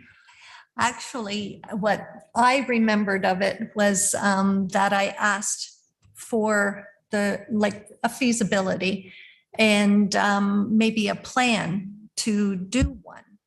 And I was told it could be done in-house, that it didn't require any budgeting. And then the next time I heard anything about it, Terry, when you and I discussed it later, you said it was going to be in the park planning part. And it was something for all of Clearview, that they were redoing the master plan for the parks. I believe that's what you had told me at that time. Sounds like a reasonable answer. I'm sure Manager Vachon will take those comments and we'll review. Councilor, Mr. Vachon, you're good with that? Yeah, can you guys see my? Hey, you first got one one. I get to use my little. All right, Clerk First I get to use it. Take note. Yeah, thank you. And yes, your Councilor Deneen is correct. There wasn't a dedicated feasibility study that was going to be part of that project, but we were hoping to include the possibilities of developing McKean Park as part of the park plan. Sorry, a lot of P's there. But that, yes, and it's not just the ice rink. There's all kinds of amenities that could be added to that location. And so all those amenities, perhaps including an ice rink, could be part of that. So Councilor Deneen is correct, but it's not its own feasibility study like this report that I brought forward today. All right, Councilor Deneen, thank you. Councilor McKechnie, thank you for bringing that back up. Anything further, members? Let's hope that this is one of those studies that we keep handy. I hope it doesn't collect a lot of dust, but we'll keep that keep it handy anyway. Members of council, you've got a motion in front of you. I'm prepared to call the motion. All those in favor? And that motion carries. Thank you. All righty. Gosh, we're moving along pretty good. Page 7. Okay, pool boiler heater. This is part of our discussion earlier in the meeting. Let's read this report or read this recommendation. Be it resolved that Council of the Township of Clearview hereby 1, receive report PCR 009-2022, approval of the Stainer Pool Boiler Heater dated May 30, 2022. And item 2, that Council approve the quotation submitted by Needlands Group Limited in the amount of $44,341.57 plus HST in the Wheel McLean High Efficiency Boiler. For the, is that right? Wheel? Is that how you pronounce that? Wheel McLean, I think it is. High efficiency boiler. Can I have a mover and seconder on this motion, please? Where are we? Councillor Broderick and Councillor Leishman. Terry, do you have any further comments other than the submitted information? Thank you, Your Worship. No, nothing more to add. And you did a great job, by the way, during the deliberations, explaining the product that we're recommending to council. I feel confident that this will be a good boiler system for the pool. It'll last a long time and it will provide much needed efficiencies that's required. So not much more to add at this point. Your Worship, thank you. All right, thank you very much. Members of council, any questions to the report? Yes, Councillor Walker has something. Just through you, Terry, is the timeline still end of June to have it in end of June and have it completed then hopefully before swimming season starts. Terry? Is that the plan? Yes. Still? Yes, through your worship to Councillor Walker. Yes, that is the plan. We're hoping to install the last week of June, which coincides when we approximately open the pool for the summertime. Well, thank you. Okay. They'll be really close. Yeah. Well, yeah, anywhere between the 27th and the 2nd of July, right? I mean, yeah. Yes, Councillor McKechnie, I think you had something. Thank you, Your Worship. Yes, I'll support the recommendation, but I was just going to say, in light of what Mr. Charlton had sent us earlier, in the future, this would be, a good opportunity for any future climate action committee to comment on something like this. It would be good to get their input. I know we don't have one yet. We may not have one for a year or so, but that would be a good thing for the future climate action committee to comment on. But yes, I'll support the motion because I felt Terry's explanation was very good. Thank you. Thank you very much for that. Members of council, anything further? All right, you've got a motion in front of you. I'm prepared to call the motion. All those in favor? And that carries unanimous. Thank you very much. Terry, one more report from you. Tender approval, Standard Library landscaping.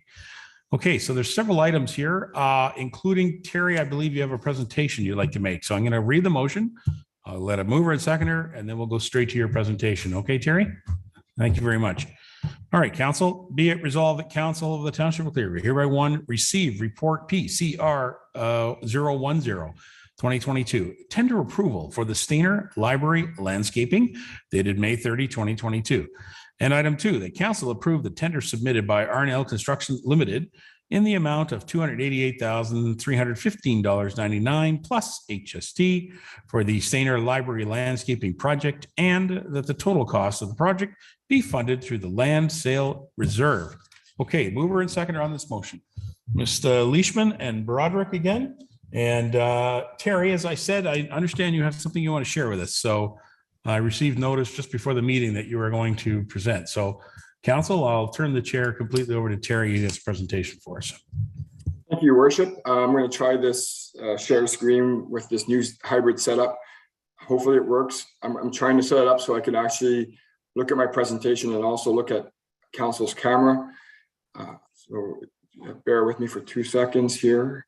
Hopefully this works, and hopefully the clerks have it set up that I could, let's go with this presentation.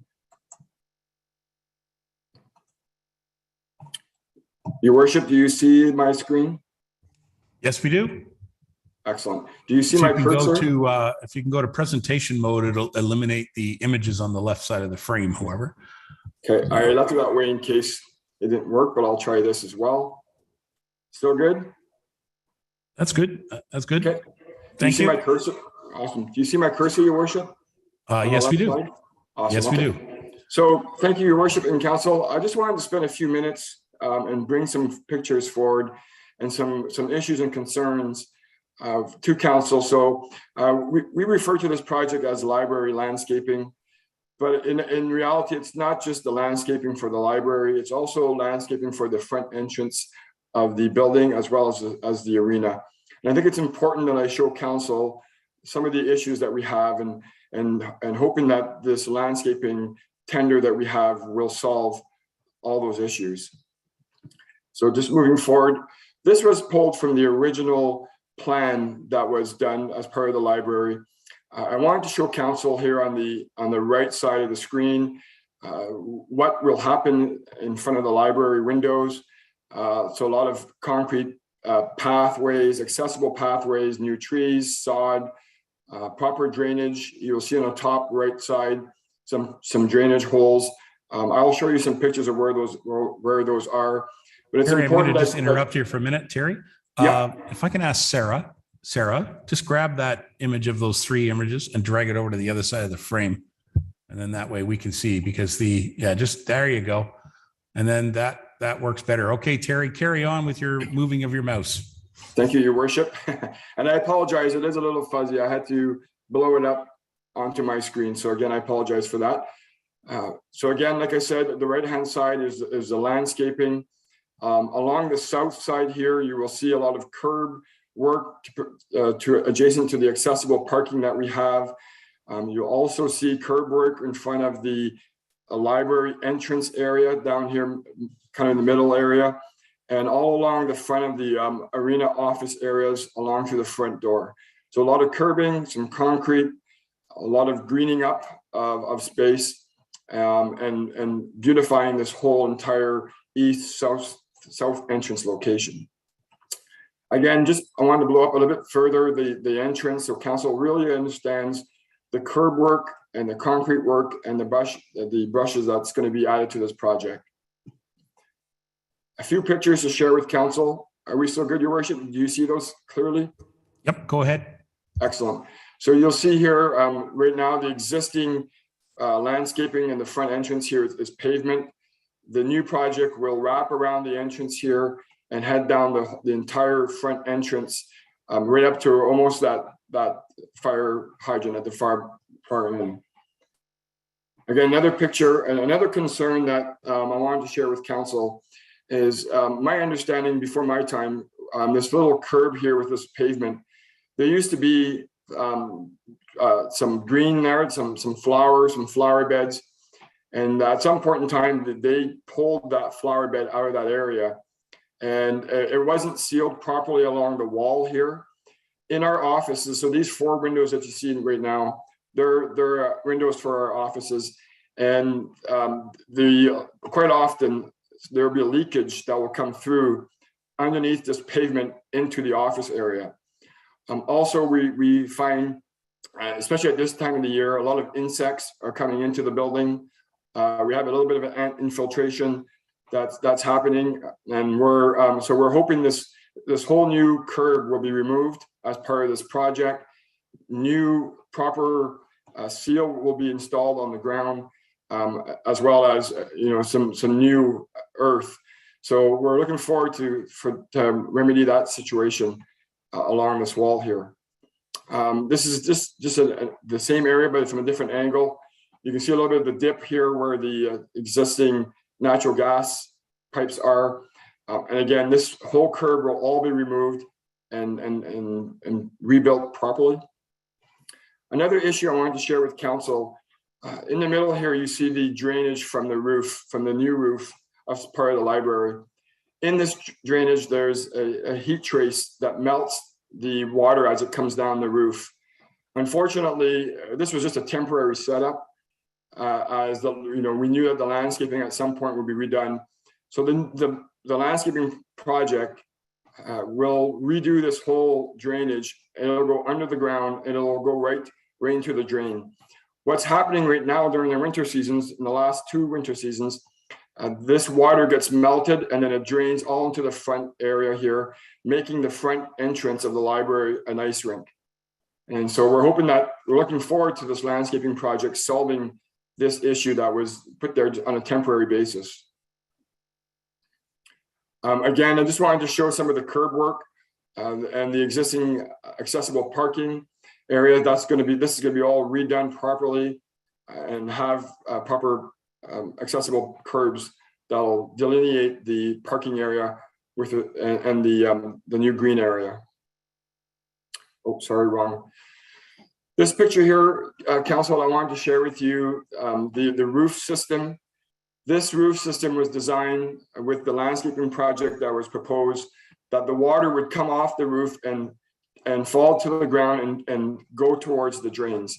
There's no eaves troughs on this roof, so all the water just comes straight down into this landscaping area, causing a lot of erosion. You'll see a lot of these trails. It's just not adequate to handle the amount of water coming off the roof.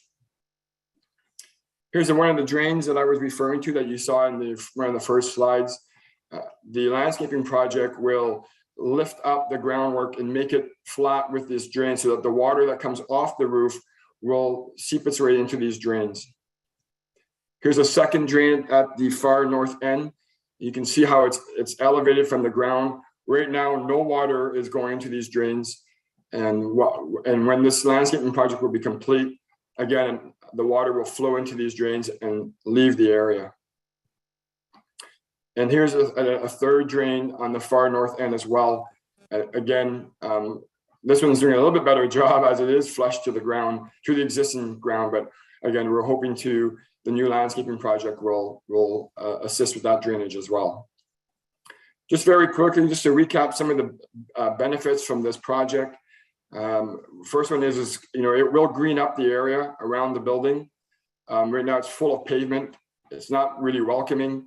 We're looking forward to this new green space, making it more welcoming for folks to attend the building. We're hoping to remedy the arena office window area that I was mentioning from the leakage and the insects. We're also looking forward for it to remedy the ice buildup in front of the library front doors. It will provide fully accessible curbing on the south side and the front entrances to the building. It will level and raise the grounds on the east side to accommodate drainage issues.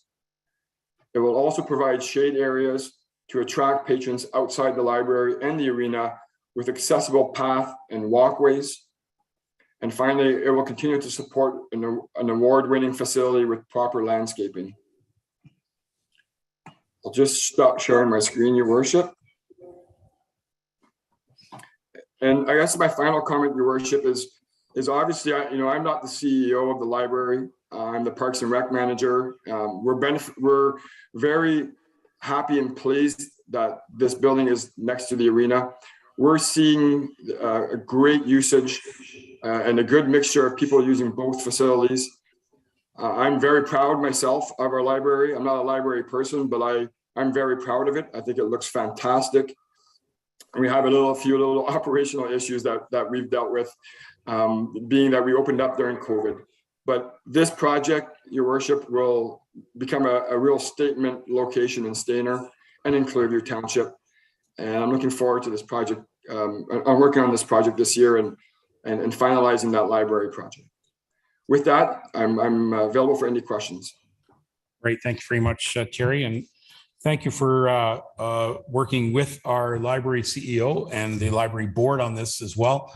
So I appreciate that. And if I may, can you make sure that presentation is available to members of council so we can review it later if we need to?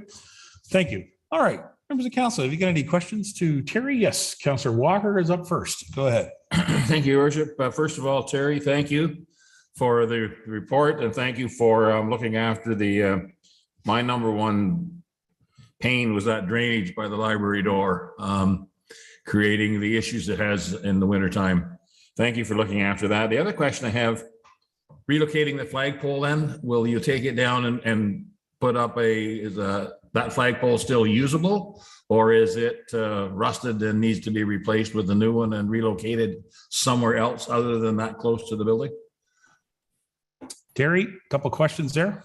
Yeah, thank you, Your Worship. Yes, Councillor Walker, that flagpole is only 2 years old, maybe 3 times. Time flies. We will be reusing that flagpole, and it will be relocated. I should have showed it to you on that first schematic. It will be relocated to the far southeast end of that landscaping project. It will no longer be right in front of the building. It'll be more near the end of the landscaping project. Okay, thank you. And one other question, timeline. What are we looking at for a timeline if this project is approved this evening? Thank you. Terry? Yes, thank you, Your Worship. Through you to Councillor Walker. We're hoping to start construction sometime in June. I don't think the final details have been ironed out between our engineers and the contractor, but we're hoping to have this completed. My best guess at this point is to have it completed before the winter season. Before winter. Okay. Thank you, Councillor Walker. Councillor McKechnie is next, and then Councillor Patterson. Go ahead, Doug. Thank you, Your Worship, and thank you, Terry, for the presentation. So, Terry, the initial budget for this was what, $85,000, and in September of last year, we sent it back to you to put it out to retender it. We're looking at $288,000 plus HST, so over $300,000 now, 4 times as much when all is said and done. Were these the original plans that or have they been tweaked a little bit when we put it out for retender? Are these the original plans that we were dealing with back in September of 2021? Good question. Terry? Yes, thank you, Your Worship. Through you to Councillor McKechnie. It's approximately 98% of the original plans.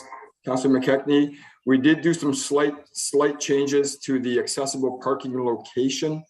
When we redid the painting of the parking lots and delineated all the parking areas, we did a slight change to the accessible parking area in front of the library. So we had to tweak a few curbs in front of that little area there. But that's pretty much about it. The rest of it is approximately 98% of what was part of the original project. Doug? Okay, if I could follow up. So back in September, I was the one that asked that, that we put it back out for retender. And I checked the motion that I made at the time. And I guess maybe I didn't say the motion very well, because I was sort of hoping that staff would maybe redo the plans and make it a little bit more basic. It seemed like we had the gold star landscaping, and I thought maybe we could have a little bit more of a basic landscaping. But anyway, that's fine. This is not what I expected. That was all. I thought that we would be having something a little bit more basic. So, okay, thank you very much. I hear you, Councillor McKechnie. It's very similar to the comments from Councillor Deneen a few moments ago. The cost is just surprising, isn't it, for just about anything? Well, it was just that, when if I'm going to do some landscaping around my house, and it comes in too high of a cost, well, I sort of have to reevaluate what sort of landscaping I want to do, and maybe have something a little bit more basic. But anyway, it is what it is, and we go forward. Thank you. I appreciate that. It's difficult. Councillor Patterson is next. Is somebody else? Go ahead, Tom. Thank you. Yes. So Terry, so I read your comment that the landscaping design provided were the exact same designs that were developed. That's in your report. But I seem to hear you say there were some. Expected you to say that we had to do some improvements, as you talked about the drain from the roof and that. So we anticipated all of that to be done. The water coming off the roof, better catchment basins, all that sort of thing. That was all part of what we talked about in September. Or did you? I thought maybe what was going to happen here, accounting for some of the increase, was that you needed to make some improvements for, surface drain off and that sort of thing. All right, let's go to Terry. Go ahead, Terry. Yep, through your worship, the Councillor Patterson. No, the plan that you see today is the exact same plan that was tendered last year in September, and it's the exact same plan that was part of the original design of the library before it was even built.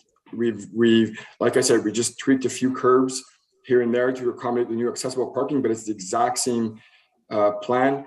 And second part of your question, Councillor Patterson, is I wasn't part of the original library construction team.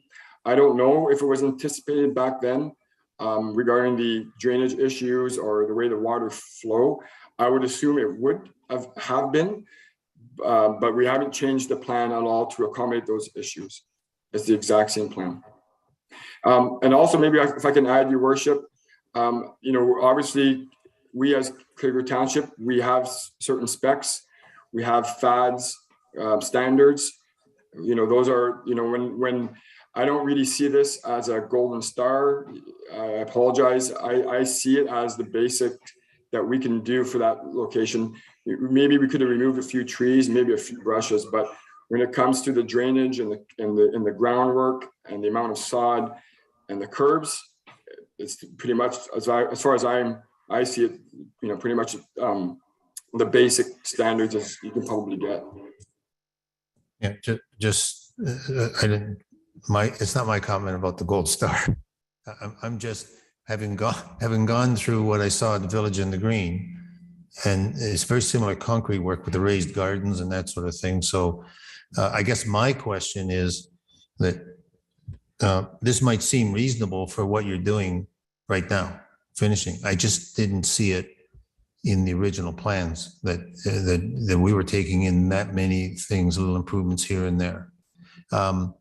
So what is I didn't see it per se, but is it just the inflationary costs of the work or the unavailability of any other lower bids, or like what attributes the jump from 100,000 to 300 and, well, let's say from 100,000 to 288, the pre-HSD?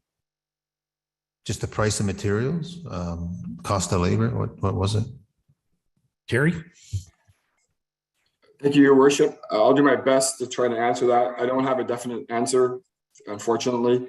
I assume it's the inflationary costs due to COVID, due to the time of the year. Everything has gone up. I think we also, just to maybe mention this as well, we have equally benefited as well due to these inflation with the sale of the old library. There was also a budget that was put forward for the sale of the old library and what we thought that was worth, and it came in 2 to 3 times the amount that was anticipated in that sale as well. We're actually planning on using the same funds that are approximately $419,000 in the reserve to cover this offset. So although we know we are losing on the cost side of things due to the inflation, we also gained on the sale of the library as well to offset those two projects. If you follow what I'm saying. Terry, I appreciate you jumping in with that comment about the library, because that's correct. We did receive significant offers that were above the value that was the estimated amount, and we did sell the library for a higher value than what was estimated, and that did in fact happen here at council, and that money was applied to this account that he's speaking about. So I'm glad you brought that up, because to be honest, it's with all the other things moving around here, you forget where that actually comes from. So thank you for that. Members of council, anything further? Yes, Councillor Leishman, I was hoping you were going to jump in. Who are you? Thank yes, you. Well, you're very keen on the library. How did you know? Yes, we've been working on this for quite a while. In fact, it was a sit down with Councillor Walker in 2015 that we talked about this particular library. And you can go back even farther when they talked about a new library. So this has been ongoing. And I'd like to remind council that this is not just a garden or landscaping. This is a program area. This is part of the programming. They will be doing things outside with the kids, with the adults, with a lot of people and a lot of organizations. So this will be used. We did pare it down quite a bit when we went through the building process. It wasn't a golden library. It was beautiful, but even to get it down to what we got it to, it was a trick. And we had to leave the landscaping out, which just broke my heart. But there you go. We had to do it to get the library built, and then we had to deal with the rest of it later. And I think you've done a great job. Thank you, Terry. All right. Thank you very much, Councillor Leishman. That's excellent. Tom, you're in again? Yeah, just one last question, just informational. How are we doing on the, I know we've had a tough time raising community funds, but how are we doing on the donations? I'd like to jump in on that. We heard from Councillor Leishman that $25,000 was increased. There is an additional $5,000 from another developer, which will be announced coming. I believe Sunrise Homes contributed $10,000 recently, and I'm unsure of other fundraising. Councillor Leishman, Councillor Broderick, you're on the committee. I'm not sure. Have you heard of anything else? No. Okay. So is it continuing? I believe the program is continuing, yes. And has seeing the new library, is it kind of kickstarted? And what's the goal now? I think it's still 250. Right, okay. I think there was a stretch limit of 300, but I don't think there was a stretch of 300, but I knew we would never make that. Sorry. It's a lot of money to ask from a community. And with the pandemic, it really slowed us down as far as fundraising. We couldn't go out and ask.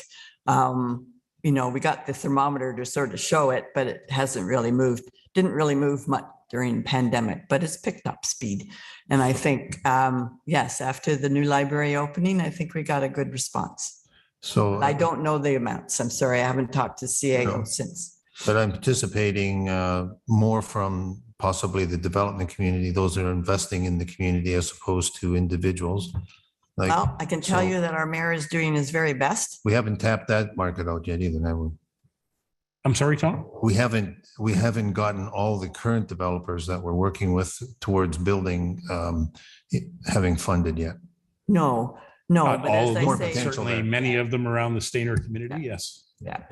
yeah, no, as I say, the mayor is doing his best to cajole the money out of her pockets.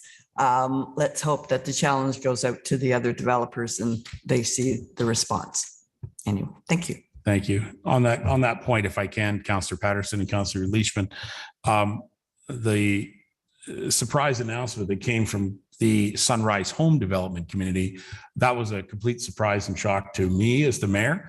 And I was very pleased to introduce them to the CAO of the library, and they arranged that. And we were very pleased that they made a contribution. However, that also has triggered other development community members who saw that from one community developer who stepped forward. And now we've got other community developers who have sort of stepped up to the plate as well. So that's very much appreciated for this community. And we appreciate that. So Councillor Walker, I know you're on the development community or committee for that project, previous councils. Have you got anything else you want to add on this library discussion? The only thing I would add is it's very unfortunate that we couldn't include it when we built, because I think the amount that we took out at that time, even though it would have put us over our so-called expenditure amount, would have been cheaper than a lot cheaper than what we're having to deal with now. But unfortunately, that's the way things work. And the longer you leave some of these things, the more money it costs you. So sometimes it's easier to bite the bullet at the start and try and figure out the next step versus putting it off for 3 or 4 years. And here we are, 3 times as much as what we had figured on for the same thing that we were going to do at the start. So, but anyways, moving forward, we have to do that. That still looks an unfinished building. Until we get that landscaping completed, then it will be a total finished project. And we need to get it done, because right now it's kind of a disgrace when you bring all these other teams in and you've got a construction site still sitting on one side that's not complete. So hopefully council will see fit to move this forward, and so that we can get at it and get it done and get it finished before the winter season arrives. Thank you very much, Councillor, for that. I'll just wrap this up, if I may, by throwing in a couple of my comments. First of all, compliments to Mr. Vachon for showing the leadership on this project. I know it is officially outside of your area of responsibility, being that's the library, but that you have shown great professionalism in working with the library board and the CEO and meeting the requirements that they have. But you've also brought forward your experience to show how you can develop these lands that are immediately adjacent to the building and make them in a positive light and work within the design parameters. So appreciate the work that you've done on that, Terry. The other side of that is I want to acknowledge that this entire project was in my eyes, after council passed it and it began, it's actually brought a real enhancement to the community center itself. So while we have an arena and we have this community center and now we have a library, to me, what we've really done is brought great attention to the importance of the community center facilities. And I believe they're going to be expanded. So the entrance to the community center is now the entrance to the library. So it works. It works, in my opinion. So I'm really glad that the community center has seen that improvement. And I think that the community itself will see much more activity, and those that rent it for their family events and so on will be able to enjoy the work and have a better entrance to the facility and so on. So those are my comments about it. It's been a long process. I hope that council will support this motion. Members of council, I've got nothing further. Terry, you got nothing further? Your thumbs up. You're good to go. Thank you. Members of council, we've got a motion in front of us. I'm prepared to call the motion. Those in favor? And that carries unanimous. Thank you very much, members of council. All right. Well done, Terry. I'm sure everyone will be watching as it starts and gets moving along. All right. Members of council, where we're at Public Works PW 019 Lock Avenue urbanization tender. Here's another project, Councillor Walker, that could have been done 20 years ago, but now it's getting done this time. All right. All right. Be it resolved, the Council of the Township of Clearview hereby receive report PW 019 2022 Lock Avenue urbanization tender results dated May 30, 2022. And item 2, award the tender submitted by Georgian Paving in the amount $1,771,414 even, excluding HST, for the urbanization of Lock Avenue from Highway 26 to east of Jonathan Court. Okay, mover and seconder on this important motion. I'm looking this direction. I'm going to go with Councillor Lamers, and I'll go with Councillor Broderick. Thank you, Lamers, Broderick. And can I just ask one question of the staff? Is I believe that would be, is that Mike Ron or is it Dan? I think it's Dan. Dan, are you working on this project? Yes, Your Worship, I am. I'm here Okay, thank you, to answer sir. your questions. Yep. All right, no problem. I just wanted clarification before I go to questions, and that is where it says Highway 26 to east of Jonathan Court, there is an actually delineated spot, right? So many meters east of Jonathan Court. I mean, the motion says that, but I just want to make sure that there's clarity on that, correct? Yes, Your Worship. Thank you. It is for reference, really. We just wanted to get out of the easternmost entrance to the school. So just past there is where we're stopping. Okay. Clarification. Thank you. Members of council, any questions? No questions from council. Dan, good work. Anything you want to add in regards to the report, Dan? Not really, Your Worship. Just on timing. We're obviously going to try to do as much as we can before school lets out, but the shovels will fly fast and furious after July 1st, and we're gonna do everything in our power to get that out of the ground and back to a solid surface for when the school children are back after Labor Day. So, okay, thank you very much. Council, any further questions? Seeing none, I'm prepared to call the motion. Thank you, Dan. All those in favor? That carries unanimous. Thank you very much. All right, we've got a bit of a sidewalk, temporary sidewalk, asphalt sidewalk. Recommendation, be it resolved that Council of the Township of Clearview hereby receive report PW 020-2022 North Street temporary asphalt sidewalk dated May 30, 2022. And item 2, authorize staff to proceed with the execution of the temporary asphalt sidewalk connection in front of 211 North Street to connect the existing east-west concrete sidewalks. And item 3, direct staff to redirect $18,900 plus HST in OCIF funding to the Public Works operating budget for shoulder maintenance in order to complete the temporary sidewalk work. Okay, moved by Councillor Deneen, seconded by Councillor Walker. Thank you very much. Dan, have you got anything you want to add, or certainly something we've talked about here and heard from the public about? Dan? Your Worship, Mr. Baz Dekanish is the author of this report, and he did all the legwork, so I will pass it on to Mr. Dekanish.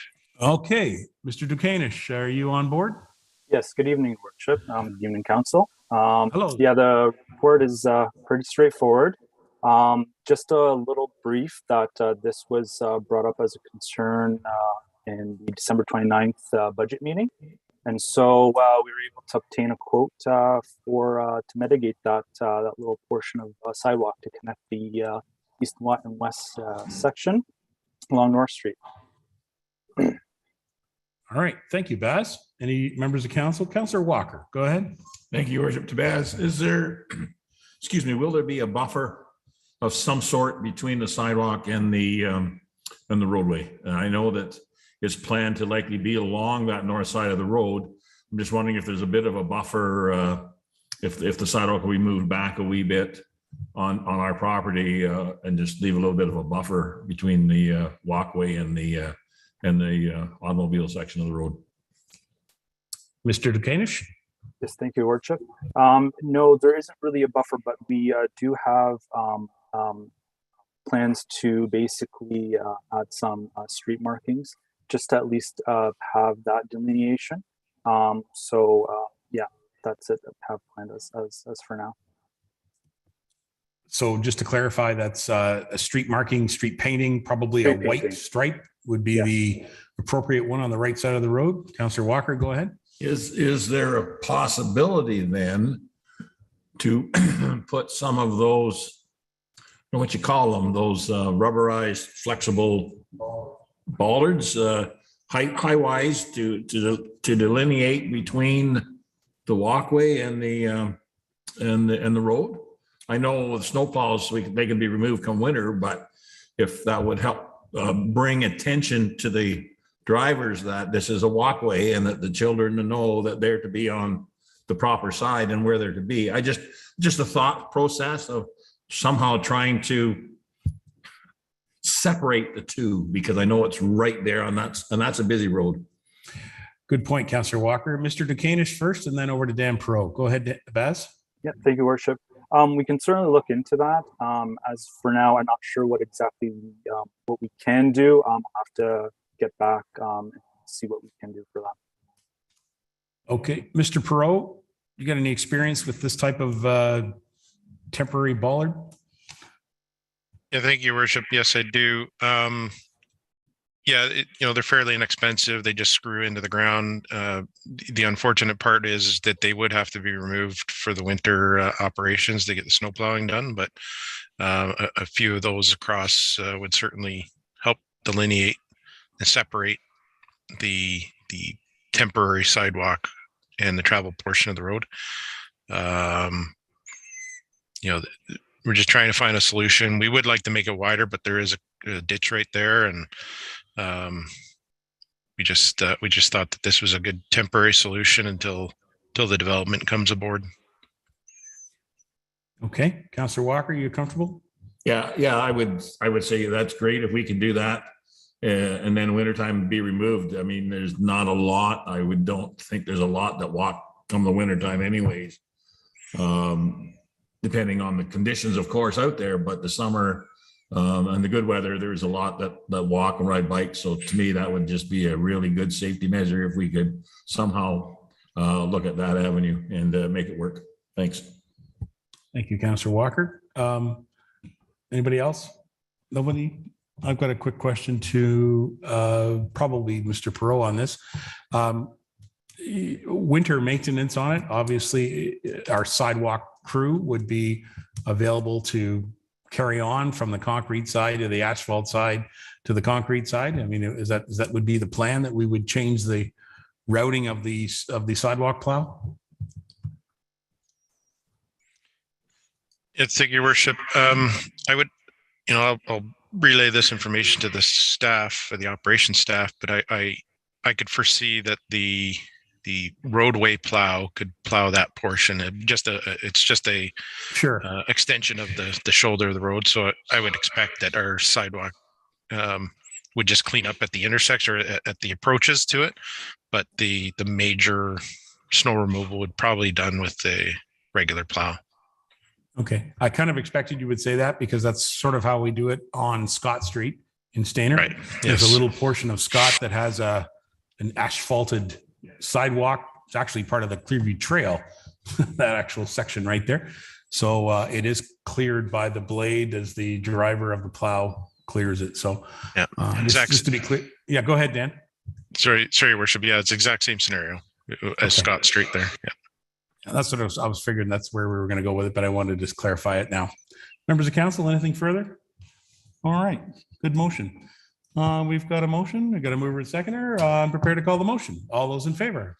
All right, that passes unanimous again. Thank you. All right, Public Works guys, we're almost there. We've got a big project here we're looking at. This is the New Lowell Fire and Public Works Building. RFP results.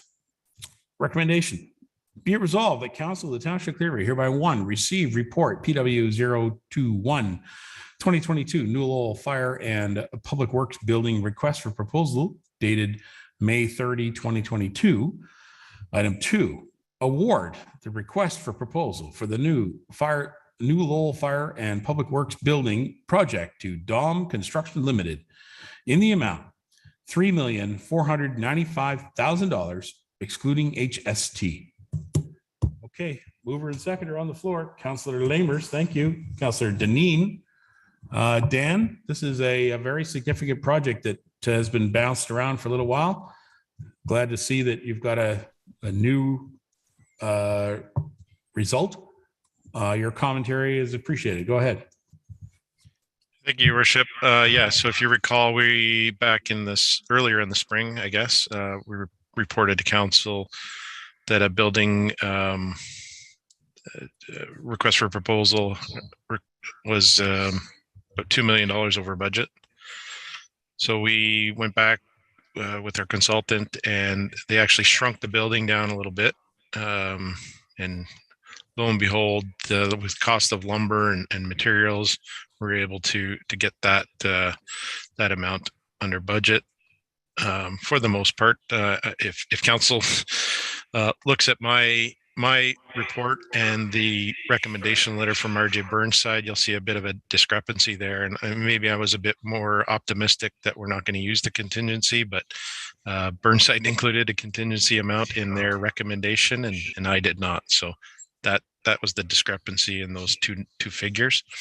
But yeah, for the most part, this has come under budget. It's similar to the Stainer Sand Dome that was approved a few meetings ago, or maybe the last meeting.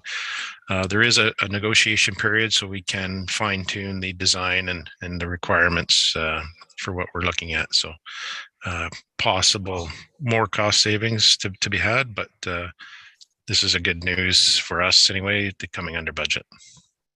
Thank you very much for that. And again, thank you for your work on this, as well as the members of our contract engineering firm as well. So appreciate that. Members of council, any questions? Yes, Councillor Patterson first, then Mr. Lamers. Go ahead. Yeah, I think you mentioned it, Dan. So I just was, that was a question I had. Is it our practice to usually put the 10% contingency in our budget amount, or do you come back if you have overages? Dan? Thank you, Worship. Councillor Patterson. Contingencies are typically put in. I think they're done more by the engineering firms than staff, perhaps. But if we see costs are going out of whack and there's no control over it, then certainly we'll have to report back to council with some sort of update. But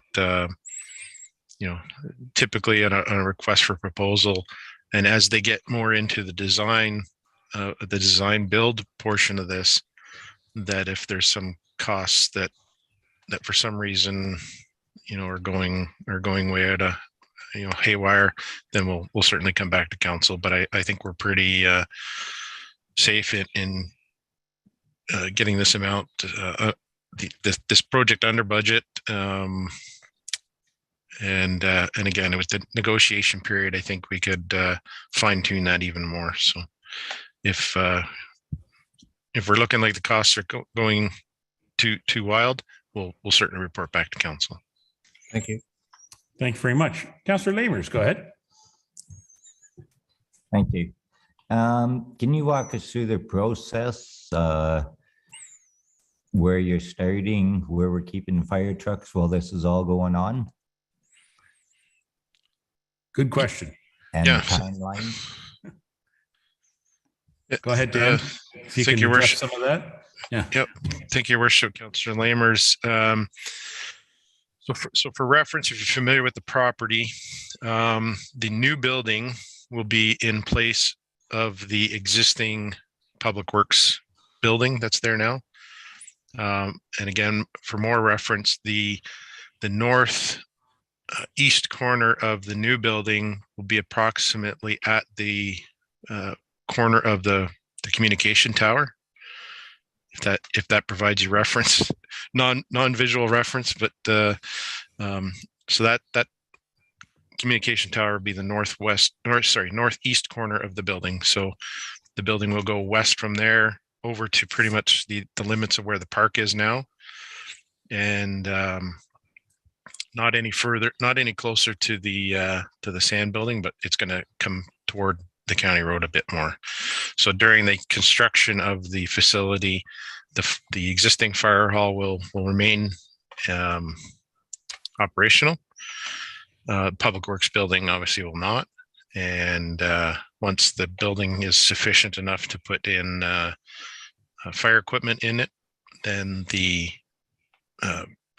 existing fire building will be demolished at that time. So we really haven't, to answer your second question on timing, we really haven't sat down with the contractor yet, the design builder, but it'll be starting this summer and probably about a 6 to 8 month build, I would think. All right, thank you. All right, thank you. Any other members of council with any questions of the report?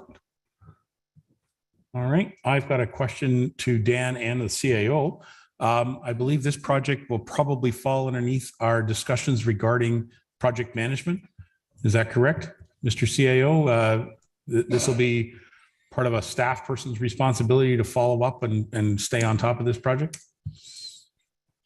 Thank you, Your Worship. I believe there's a couple of projects that are listed to be taken care of with our new project manager.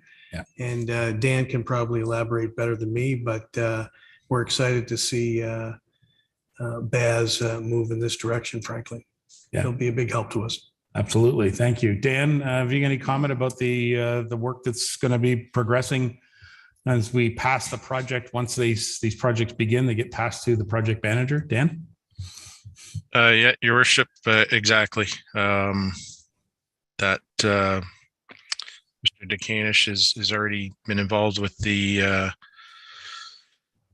Stainer build, and will presumably become involved similarly to this build as well. So, excellent. Okay, I just want to be clear on that because again, this is a couple multi-department project, but we have a project manager who's going to be overseeing it on behalf of the fire department and the public works department and communicating with the senior managers through the CAO if there's any concern. So it's kind of nice to do things like that. Thank you. Members of council, nothing further. All right, I'm prepared to call the motion. All those in favor? And again, that carries unanimous. Thank you very much. Members of council, I'd like to call your attention to the clerk. The clerk has a motion she would like to read. Thank you, Your Worship. So I was wondering if we could make a motion to extend the meeting past 9:30 p.m. Members of council, we have a motion. I'm looking for the mover and seconder. Councillor Deneen, Councillor Broderick. We got your no card ready down there, Councillor. He always does, eh? Members of council, the motion is to extend the meeting as per our procedural bylaw. You've heard the motion. All in favor? That's enough. It carries. Madam Clerk, sneak that one in on us, did you? All right. We're going to move on to our finance department. Here we are at the end of May, and we have the budget package now on our agenda. We have Kelly, our treasurer, who has been patiently waiting to jump in and smile at us and tell us that it's now complete. So I tell you what, I'm going to read this motion, and then we'll ask for Kelly to join us after I get a mover and seconder. Council, recommendation be it resolved that Council of the Township of Clearview hereby 1, receive the 2022 budget package, and item 2, approve the passing of the 2022 tax rate bylaw at a blended increase of 2.83% and revoke the 2021 tax rate bylaw number 2021-58. Mover and seconder on this bylaw, please. Broderick and Leishman. Broderick and Leishman. Thank you. Ms. Treasurer, where are you? Are you joining us for a minute? You still with us? I'm here, Your Worship. I am still here. Excellent. As I said, she'd be smiling at us, Council, to tell us that this is a fantastic report. Is there anything you'd like to update us on, please? I'm doing my best here. We came in at the projected 2.54. It's a little bit higher than that just because of assessment changes. So we're doing a blended rate of 2.83. I'm not going to go into too much detail because everyone's seen these pages about 4 times now, I think, over the year. But yeah, we've got the final culmination and our tax rate bylaw, and our tax collector is ready to go with the bills. So unless there's any questions. All right. Thank you, Ms. Treasurer, Madam Treasurer. And do you, members of council, got any questions on this report? Kelly, you're getting off easy. Thank you, Kelly. And thank you to all the staff that worked on this. I know you mentioned your tax collector, but I know that the deputy treasurer, all the senior managers, the CAO, the clerk's department, we all work together to deliver this package. And so I appreciate all the efforts. And by the way, including our communications team who also worked on this too. So thank you. Members of council, I'm prepared to call the motion. Those in favor? And that also carries unanimous. Thank you very much, council and staff. Here we go. Legislative services. Over to the clerk again. Procedural bylaw amendment in regarding electronic meeting participation. Since we're doing a blended meeting, now is the time to amend this. Be it resolved that Council of the Township of Clearview hereby receive report LS 012-2022, procedure bylaw amendment regarding electronic meeting participation dated May 30, 2022. Item 2, the council support amendments to the procedure bylaw 1219, allowing for continued electronic meeting participation for council boards and committees up to a maximum of 1 year from the date of the state of the emergency has been revoked. If council passes a resolution, and item 3, that the bylaw amendment to procedure bylaw 1219 be presented at the May 30, 2022 regular meeting of council. Okay, mover and seconder, sort of a procedural gymnastics that we're doing here. Councillor Deneen, Councillor Walker, thank you. Madam Clerk, do you want to speak about this? It's a good report. Thank you, Your Worship. I think the report speaks for itself. The province has removed its state of emergency and the county removed theirs at the beginning of May. So under our procedure bylaw right now, electronic participation in a meeting is only permitted during a state of emergency. So this allows us a transition period, especially with our committees and boards who we gave the option about a month and a half ago to choose in-person or electronic participation to get them through to the next term. I made the amendment broad enough, so it wasn't just specific to the COVID-19 pandemic. Oh, someone's sharing their screen. Oh, there we go. So yeah, I made it broad enough. When this amendment was made back in 2020 to permit electronic participation, we didn't know how the pandemic would transpire. So this just allows us to move forward and effectively and efficiently manage our committees and boards and allow them to get through to the end of the term, and council as well. But we're very hopeful to be in the chambers all together very soon. All right, thank you very much. And of course, council, what this does do is allows us and permits us to continue to conduct our meetings in this format, as well as to conduct it in a hybrid format. So we can be in this room as well as on Zoom, and and if you can't attend the meeting here, you can still attend from at home if you require it, if you need to. All right, members of council, any questions to Sasha on this report? Seeing none, thank you, Sasha. I'm prepared to call the motion. All those in favor? Carried unanimously, thank you. All right, thank you, Sasha. And we now have bylaws. So we've got a group of bylaws here. I'll go through them. Council, bylaw number 22-34. It's a zoning bylaw amendment regarding the 2745 3-4 side road. Recommendation be it resolved that bylaw number 22-34, being a bylaw to regulate the use of lands and character, location, and use of buildings and structures on lands municipally known as 2745 3-4 side road, be presented and read a first, second, and third time, finally passed 30th day of May 2022. Mover and seconder on the bylaw.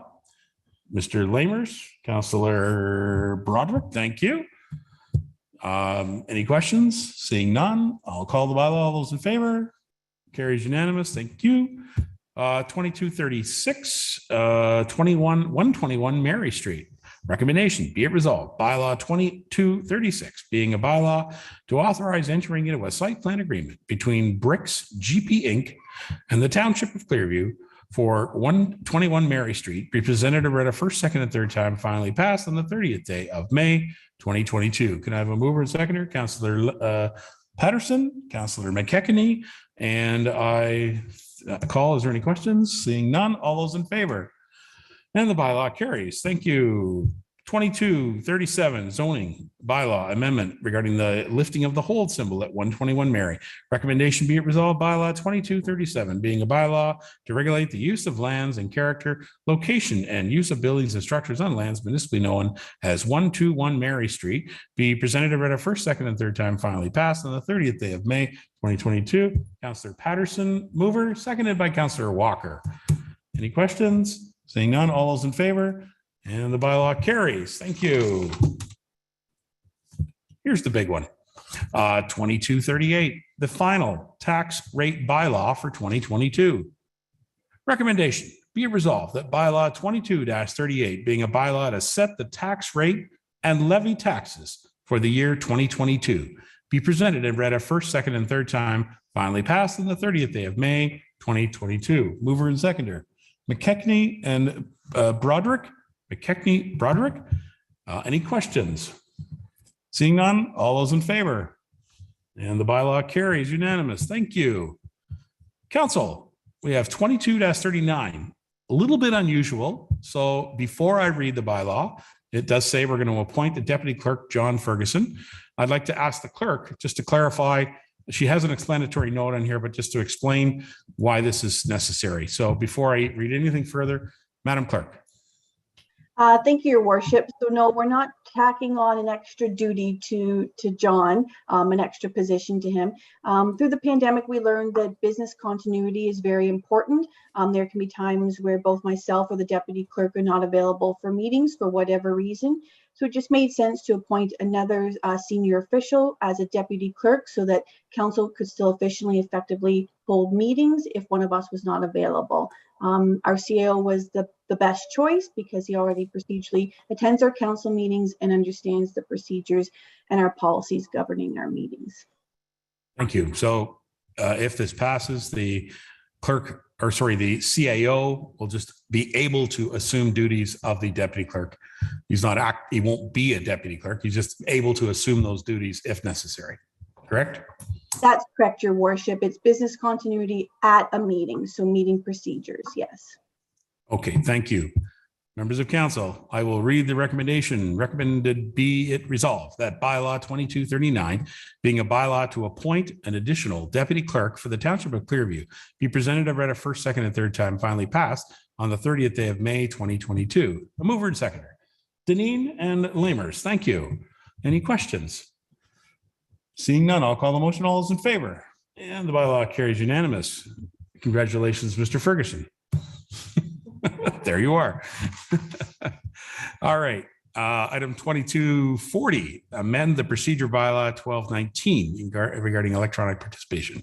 Recommendation be it resolved. Bylaw 2240 being a bylaw to amend the township procedure bylaw 1219 to clarify electronic participation is a state of emergency, has been revoked, be presented to read a first, second, and third time, finally passed on the 30th day of May 2022. Mover and seconder, look this way, Broderick and Leishman. Any questions? Seeing none, I'll call the motion. All those in favor? And the bylaw carries unanimous. Thank you. Notices of motion and new business? I don't think there's any at this time. So I'm prepared to call the confirmatory bylaw to confirm. Recommendation be it resolved. Bylaw 2241, being a bylaw to confirm the proceedings of the May 30, 2022 council meeting, be presented and read a first, second, and third time, finally passed 30th day of May 2022. Looking to my right, mover, Lamers and then Deneen. Thank you. Any questions? All those in favor? And the bylaw carries unanimous. Thank you. Okay. We didn't have to pass that resolution a few minutes ago. Should we just wait for a second here before what do you say, Madam Clerk? 2 minutes? How about I call recess for 2 minutes? Would that be a good idea? All right. Motion to adjourn. Recommendation be it resolved that the council meeting be adjourned at 9:29. Moved by McKechnie, seconded by Deneen. Those in favor? That carries. Thank you. Thank you very much, Council. Thank you very much. I appreciate working with you here at the